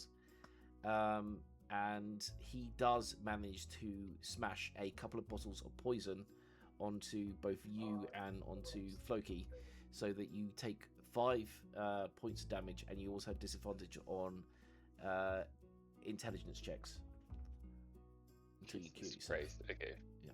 5. Yeah, on each. Wait, so we're like capital P poisoned? Yes. Christ. Okay. Well, I don't have any. I need to sleep before it can cure us. He gives a little laugh, like as he kind of like gets you with the bottles. But that seems to be the last of his weapons that he had on him. Can you? I mean, unless they're like just like not useful, can you tell us what the wands are as I hand them to Floki? They're just standard wands. So they're just like spell focuses. But actually, the one that's under his wrist, if I look at here, it says that it's a wand of web that he did use as like his getaway kind of tool to kind of web people up. It's like a Spider-Man type thing. He like flips out a little wand of web. Yeah. I'm gonna add it to the party inventory. If anyone uses wands, I don't know if Loon or anyone. Web. It's useful. Yeah. The other one was just the spell focus. Okay, I'm adding a wand of web. Literally, whoever wants it, just take it from the party inventory. As I look at him, and you sort of see, you've only seen this like Peregrine's eyes look like this once before, and that's when he was interrogating that poor child in the church. But the first thing I get this sort of like cold smile, and I am going to cast. See, I have this. Yeah, Zone of Truth. Brilliant. Should we say On this, that man. you chuck him into the corner over here for the zone of truth, so you got him surrounded. He's not gonna be able to move from there, and then that. I'm gonna do something else. I'm gonna literally like drag him as close to the circle, the teleporting circle, as possible. Yeah. And literally be like, he's like hovering over it. I'm like holding his shirt, but if I release my hand, he'll sort of like fall into it and potentially be like debonified. Please, So I'm gonna. Please don't drop me in the pool. Anything but that. I hate him so much already. But yeah, I cast Zone of Truth on him, so he needs to do some type of. It's a charisma saving throw. Yes. Let's see if he succeeds. Charisma saving throw. 13 is what he needs to beat. He Oh got that Christ! 20. So unfortunately, it fails. Unless you want to cast it again, it's one of those things that I learned. You can just keep casting until you win. I only have one spell slot, so unfortunately that's it. And so instead, what I tell him is, good for you. We're gonna have to do this the hard way. If I think you're lying, I'll drop you into the circle. Don't you know who I am? My dad's the burgomaster. He'll hear about this if you hurt me. Not if he doesn't hear from you again.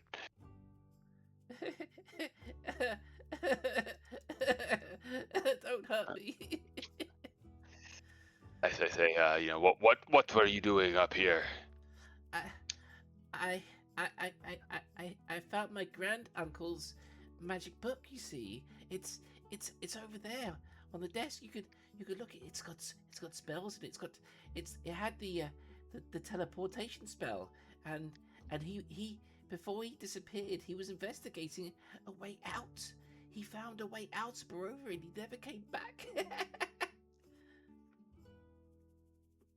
And what happened here? What happened to those poor people? They're just servants and cats. I mean, it's not like they really matter or anything. I wasn't very good at drawing, so it's taking me a little while to get the portal to work. It's almost done. You can try it right now. I see. Why did you attack us when we first arrived? You surprised me. You went and kicked in my door. You didn't even knock. You just went straight in.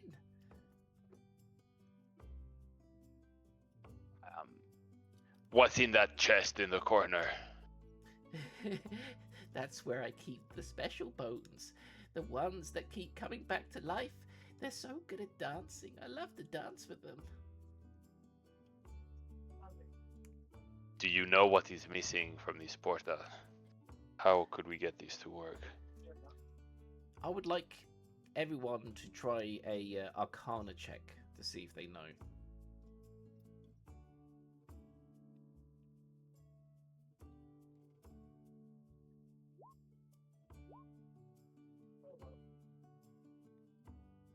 Luna? 14. 14. Loon, you are the one that can tell. You have had extensive training back at your monastery, and you have seen plenty of magic circles. You can tell straight away what the problem is here. This was drawn with a shaky hand. Magic circles are something we have to be extremely exact with the drawing, and it seems that in a few of the crucial places in the matrix, that it's been drawn with a shaky hand, and that's causing the spell to kind of break and only partially send people through to the other side. It doesn't kill the people; they're both living on the other side, but the body's been split into two. You know that with a bit of chalk, you could redraw those lines, and then you would have a fully working teleportation circle again. Damn. I mean, can I just do that now? Yes, and in fact, you can look to the book to get some information that might help you with drawing the destination, because there are sigils on the outside of the circle, and depending on which sigils you put down, it sends you to a different teleportation circle. Do I know where it sends them at the moment?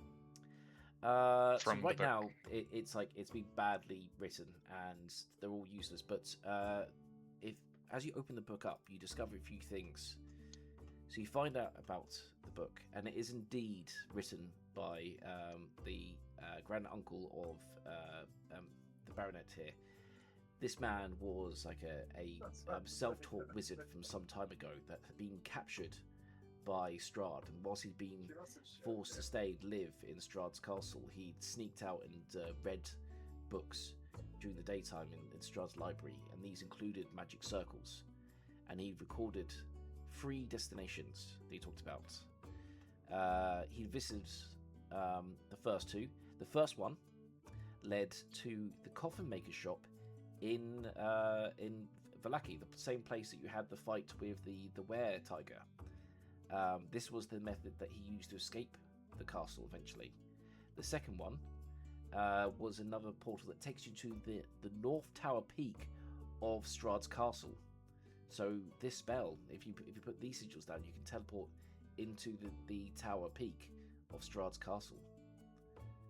The third one took him to a strange location. It was a misty path on the side of a mountain, somewhere this man had never been to before. He knew that Strahd had somehow been sending his people out of Barovia into other realms. That was the way they managed to collect such strange things like cheesecakes and yo-yos and VHS tapes and all sorts of strange things that Strahd had been bringing back and been playing with. And this man's belief was that this third location was to the method out of Barovia. And the last entry in the diary is saying, I'm leaving this magic book here for my children and my nephews and nieces to follow my path in the future should they wish. But he would do the first reconnaissance. He would go out in this path and see if he can find a way out. And if he does, he'll come back. But obviously, as this is the last entry, he never did. So yes. Yeah, might not be a good idea to go there. So yeah, but that's it. So you've got one path that might be your way out of Barovia, and you've got 2 known paths to the Coffin Makers in Vallaki and to Strahd's castle. Look, and like that's where we are, right? It's just like less than a kilometer away from here. Well, the Coffin Makers, yeah, it's on the other side of town. Yeah. Well, definitely taking this book. So it's a way Peregrine's gonna ask Loon to see if he can configure it for the Misty Path. Yeah, I think I can. I just need to change the sigils and make it less shaky. How, do you reckon, is that something he can sort of do now, or is this something that takes like days? Or take about like 15 minutes. Okay, I'll wait for him to do it. I've just got to be right back, guys, but you can have him doing that. Sure thing. So whilst that's Loon, like in this world, is doing the drawing, doing all this, you, Peregrine, you feel drool land on your hand as the guy is like staring in wonder as Loon is fixing the circle. The baronet, he's desperate as soon as that portal is open to rush in there and escape this land. Push him in. So I'm happy to let him. Happy to let him try. You will. I see what happens when he does. All right. So yeah, you gonna do that now, or you gonna do anything before you you let him go into the portal? Well, with you asking that leading question, it feels like I should have done something, but I didn't have it in mind when I first thought about it. I was literally gonna like have him be the guinea pig, but if he's happy to like give it a go, I'll let him step through it. As soon as you let go, he rushes straight for the magic circle, and by this time you can hear the music. Nina's just been standing in the room, just playing a lovely tune whilst all of this torture and magic stuff's been going on. He leaps into it and he vanishes, and it's like a perfect teleportation. He was in there, there's a flash of light, and he's just gone. And the circle kind of winds down again. It's going to need like a recharge. You just need to expend a like just one magic charge to kind of get it going again, but it will work. But it looks like it's worked. It doesn't Yes. look like he's not like a flesh of boneless meat or anything like that. No, he just teleported away. It worked. You now have a working teleporter. Well, we don't know to where though. His third destination is anyway. No, all you have a description of it being a misty path on the side of a mountain. In this book, anything to lead us to believe that it is indeed outside of this plane, or is there any description of the skies, of the trees, anything that sort of seems Barovian in nature? It sounds very Barovian in the sense that it's a misty path where you couldn't see the sky or very far. Like the distance was very difficult because it was just so misty. But it was a location that this man who'd lived all of his life in Barovia had never seen before. Okay.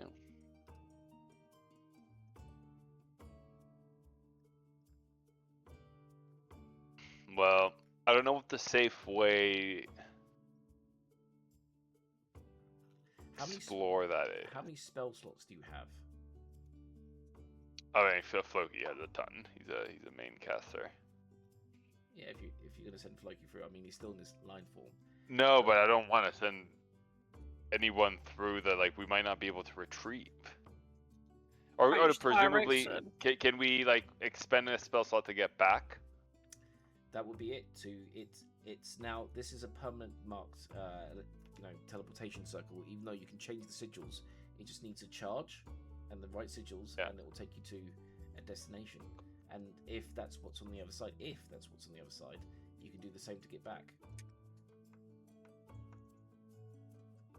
But we know we will arrive at a functioning teleportation circle on the other end. They connect like a phone line to another teleportation circle. So you need a working device on either end.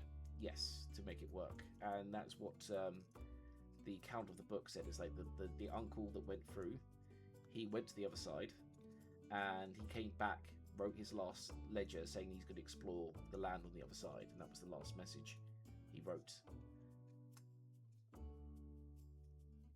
Okay.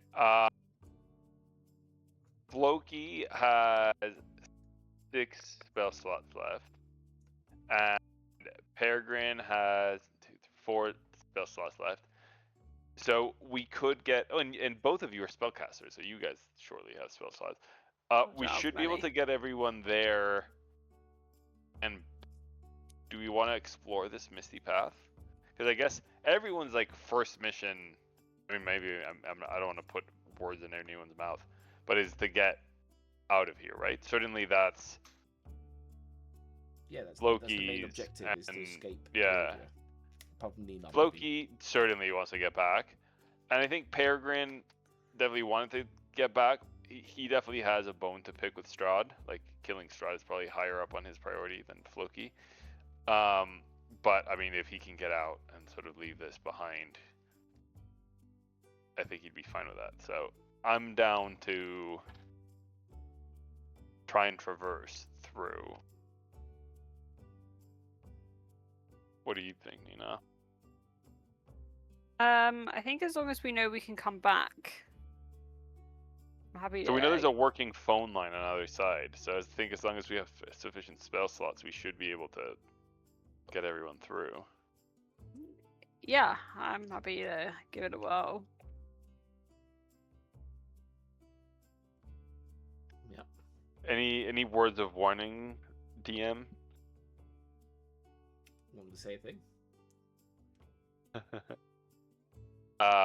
Well, given that Finn isn't here to advocate for himself, I reckon we follow our base instincts and try to get out.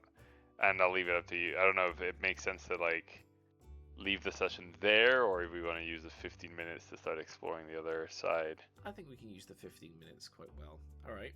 Yeah. So, yes, you guys all step in. Are you gonna is Floki gonna stay in his line form, or is he gonna shrink down to his human form? He'll stick in his line form for now. Okay, Shrinking that's down cool. is free, but getting back isn't. I just wanted to double check. And are you taking the dog with you? I assume you'd leave the dog behind because it's. What? Okay, dog comes with. I'm just checking. All right, let's I'm get sure everyone- Loon would protest. Oh yeah, I'm back now. I think we should Hey, take there the we dog. go. So everyone was voting whether you guys should step into the teleportation circle to see what's on the other side or not. At this weird misty path. Well, You the gonna other come guy along? never came back.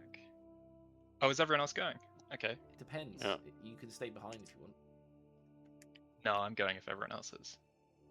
All right. Let me just grab you all. As you all take your turns one at a time to teleport away to this brand new location. So let me find that location. Here we are. Bam. Right, so Tiger's gonna have to be a little bit in the corner here. But you guys all teleport into a stone room. And it's extremely cold. In fact, I need everyone to roll Constitution saving throws right now. Oh, we can't see anything if we're meant to. Like Oh. we're still in the previous map. Oh, sorry, yes. I forgot to move the ribbon. Move ribbon, there we go. 13. So Loon passes. Hidari passes. It's 13 pass. 13 does pass. So I think that's everyone. Apart from Peregrine. No. Peregrine fails. Peregrine, you take 5 points of cold damage. Because the cold. Jesus Christ. And I'm rushes through. poisoned too. Yeah. Yeah, see, I'm like knitted to the nines, you know. Got all my knitwear on. It's So fine. you've arrived in a new location. You can see through the windows. What you see out is like a cliff drop straight down into mist. There's a lot of snow and mist falling. It is icy cold, deathly cold in this place. There's a door next to you that's locked from the inside, and you don't see the man you sent through, the baronet. He's nowhere to be seen. But there is an open window, as you can see there, and it might be that he'd leapt out. There's also stairs up, but here you are, out in a new location. Do you wish to stay? Every turn, so that's every 6 seconds, you're gonna have to roll a Constitution save again. So you're gonna have to start making a decision, and I will tell you when you need to roll. I knit us all some like big coats. So how quick do you think it would take you to knit one coat? Is it knit, 6 seconds or less? Every I 6 think I seconds. could you have knit to a roll again. scarf every second. Cambodian efficiency. Yes. So yeah, you're welcome to try. Otherwise, yep. So you knit. I mean, I can knit and walk, right? So as we're walking around, I could be knitting. If you're knitting and walking, that's at least 2 scarves per second. Well, it depends, because is Floki still in lion form? He is. Yeah, and you'd think he'd be nice and cozy in there. Yeah, so but I can he's ride designed for the Floki African and deserts, knit. not for icy temperatures. You say that it gets cold in the desert at night. Whoa, you just got lectured. Yeah, that's true. That's true. But it is still icy. So so Nina, you've discussed with everyone saying that you can roll some scarves. I need everyone to roll another Constitution save. No, that was her 6 seconds. The rest of us haven't discussing it, I decided was what we're just- doing with I our was 6 seconds. automatically, I'm just going to get on the back of Floki and start knitting. That is what I'm doing. Huddle for body warmth. I think we should open that door to the left. Yep. So It's locked. so yeah, it is locked. It will take roughly 6 seconds to unlock it from the inside.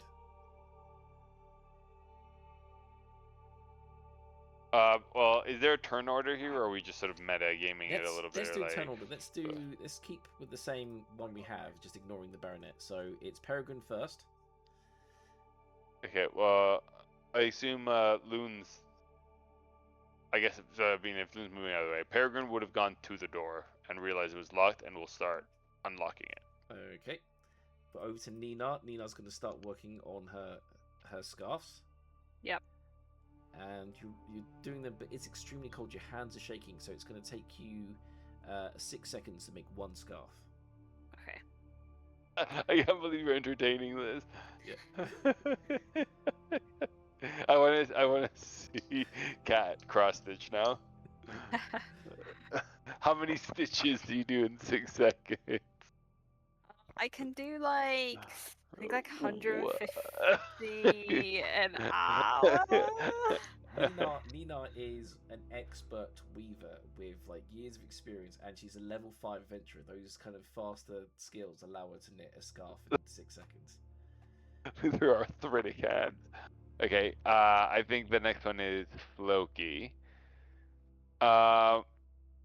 Floki's gonna peek upstairs. I see some stairs going upwards or Yeah. downwards. So I take you upstairs, and you find upstairs there is a light that seems to be permanently burning inside a fireplace, but the light gives off no heat. Say like, oh, you mean a fire? It's Okay. it's like a single torch that sits there that's just producing light and no heat. There's another door in this room. There's more open windows which are just allowing gusts of freezing cold air into the room, and that T is an indication there's a trap door above you. But is this fire sort of not worth exploring any further? Oh, you can totally, yeah. You've used your 6 seconds to get upstairs. On your next turn, you can do an investigation check to understand what's going on. It was just my movement, surely, and any actions. Yeah. So it's just in fact that's true. That is true. So you got there, and you're kind of already investigating. Go up the stairs. Roll an investigation or Arcana check. Sure.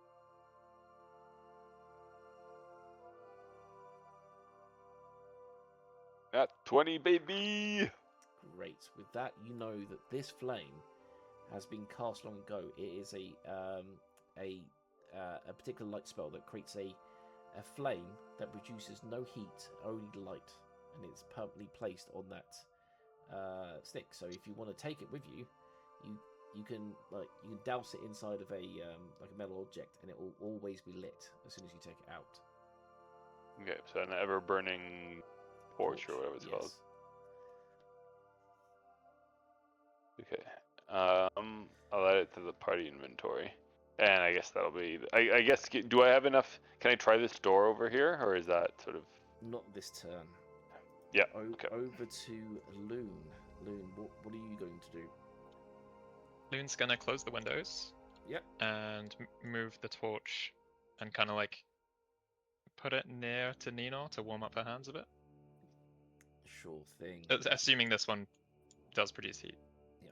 So by closing the windows, everyone that's downstairs now will have advantage on their Constitution check. But I believe that's everyone's turn unless you're doing anything else with your time.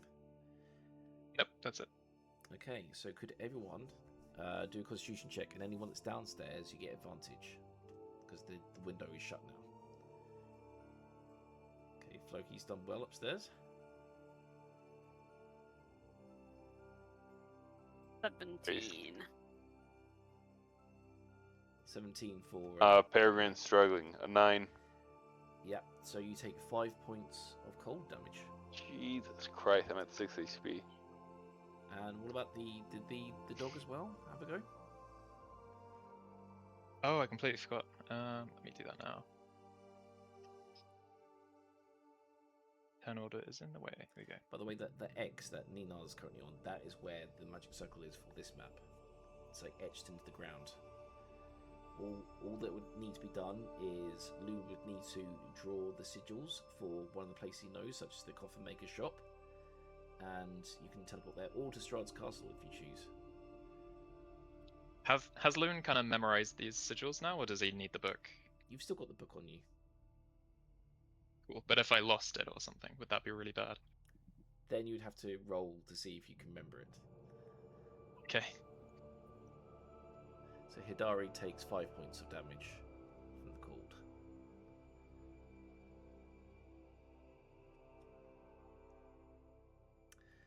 Great. Well, we're back round the beginning of the turn order. Peregrine, were you spending your time unlocking that door? Yeah. That door is now unlocked and open.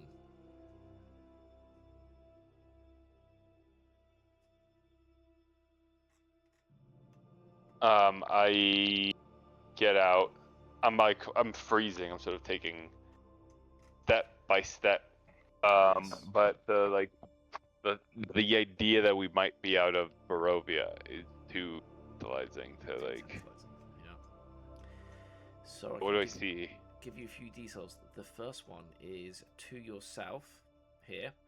There is a wall of green fire that is covering across that part of the door, and you can see through the fire on the other side is a closed gate, like a metal gate. You can see the gaps through. What else can you see if I do this? There's a wall of green fire. Yes, right there. But it's sort of shaped into like a.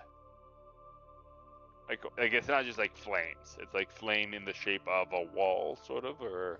Yes, so it's like imagine someone put gasoline on a line and they lit it up, so it's like just fire coming up in this pretty straight path, but it's the flames are green.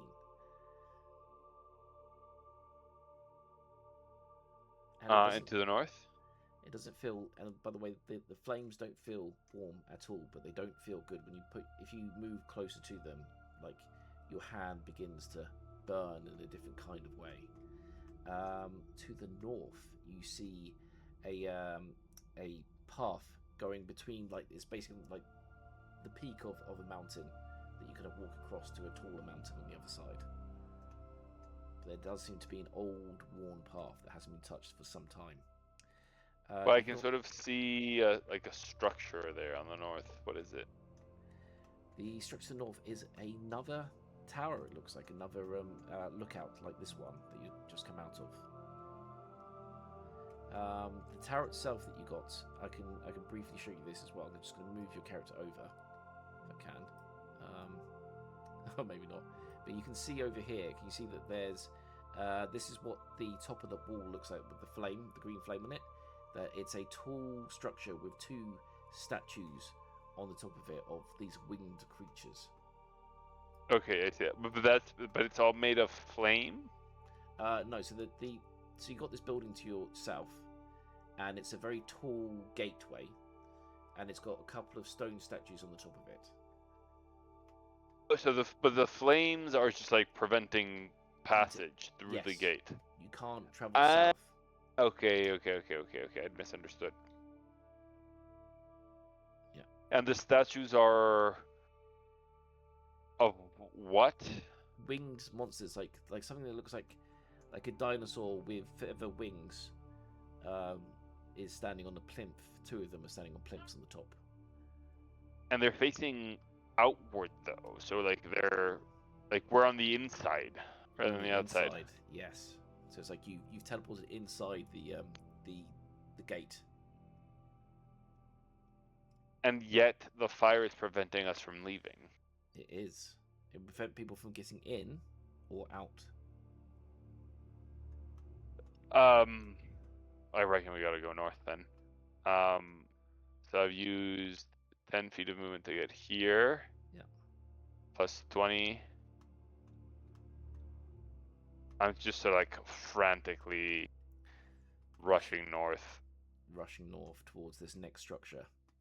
And you see more of these strange torches. You might have noticed that there are all these kind of ghostly torches. They're letting off light, but it's like they're semi-transparent. Like ghost torches. Mm-hmm. And this place is freezing. So you've used up all of your movement. We move over to Nina.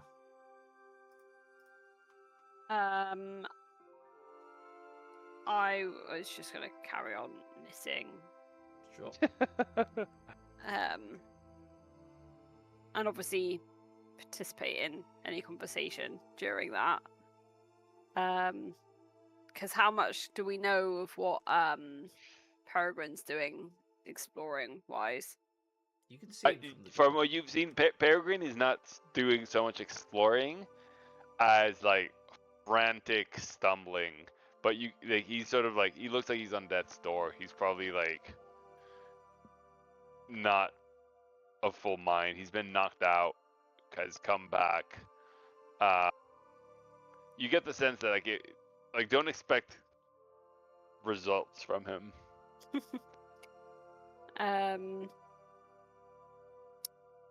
Okay, I'll look out the windows and stuff while I knit to try and take stock as much as possible of the surroundings.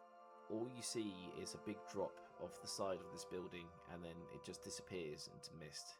Everywhere you look around, it's just nothing but clouds and mist and snow, and you just feel this bitter cold within you. But you completed one scarf. I'm going to say a scarf is going to add an advantage to any constitution rolls you need to do for the heat, but it's not going to stop you getting cold. Mm-hmm. But yes, so you've had a look around, but you haven't seen anything else. We're going to move on to Floki, who's upstairs. I'm going to keep going higher up. So you're going to open up the trapdoor above you, and you arrive upstairs, where you can see. I'm going to send some to the back. You can see that there are 3 dead bodies up there of people who long ago froze to death on top of this building. It is super cold, super windy out there. But you also see one other object. In all the ice and snow, you can't help but see the normal, alluring shape of a chest.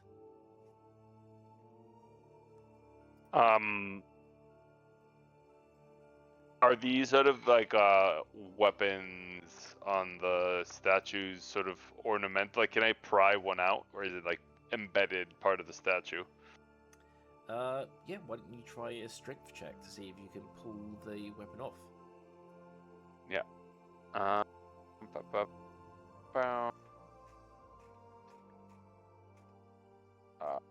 Extra is lion strength. A 20. 20.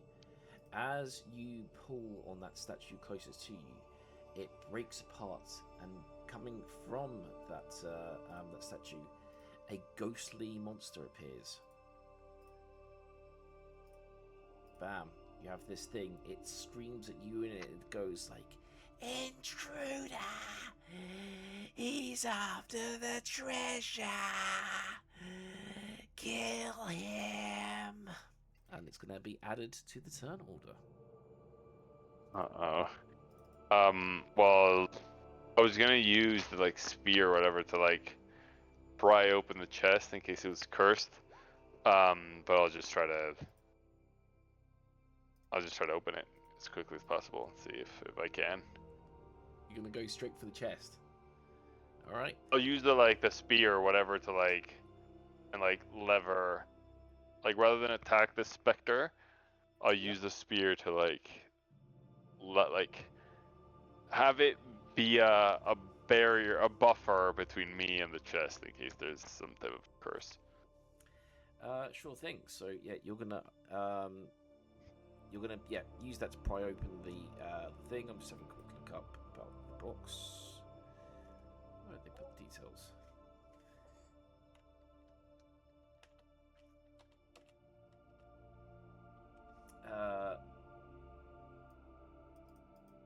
Okay.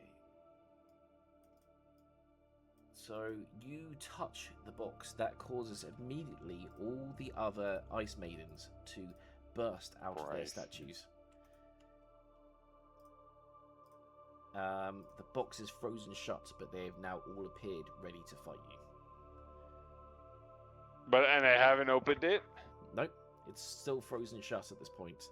You'd have to defeat all the ice maidens before you'll be able to open up, because the ice magic is keeping it frozen. Well, I'm not doing that. Okay. Should we call it there in terms of time? Yes, and that sounds good. I wasn't expecting and then you we guys can to start stay with once you Peregrine. realised how cold it was. But yeah, let's do Oh this. yeah, we can go back. We don't have to stay here. That's true. I feel like Either or both of my characters might die next session. Yeah. Good thing I'm away next Just week. leave. That's a good point. Yeah, we yes. I have to leave. We were just discussing, are people up for a session on Friday to make up for the Monday session we missed, or we just skip another week? I can do Friday, but I don't know if I would be able to do from 7:30. Maybe like I could just join late. Yeah. If that's what people prefer, we could start later. We'll start like 8 o'clock or something. Because yeah, I should be able to be home. Because I've got riding at 5:30. So yeah, 8:30 is probably better. Should we do that one? Just do a short session on Friday at 8:30, if people can do that. sounds good.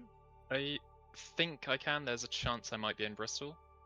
Oh, Well, let us you can know. come to mine and do it in person. Land party. Oh yeah, I could go riding with you. Yeah. Go on then. Perfect. Okay, well, But yeah, I'm flexible. I don't have like alternate. Right, well, we can end the 'cause I'm a stream and loser. then discuss more. Yes, but this seems perfect. Well, thanks everyone for joining, and thanks for everyone who is watching this session today as well.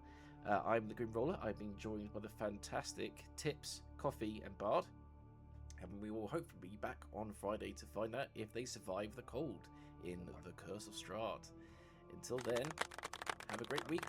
Bye bye.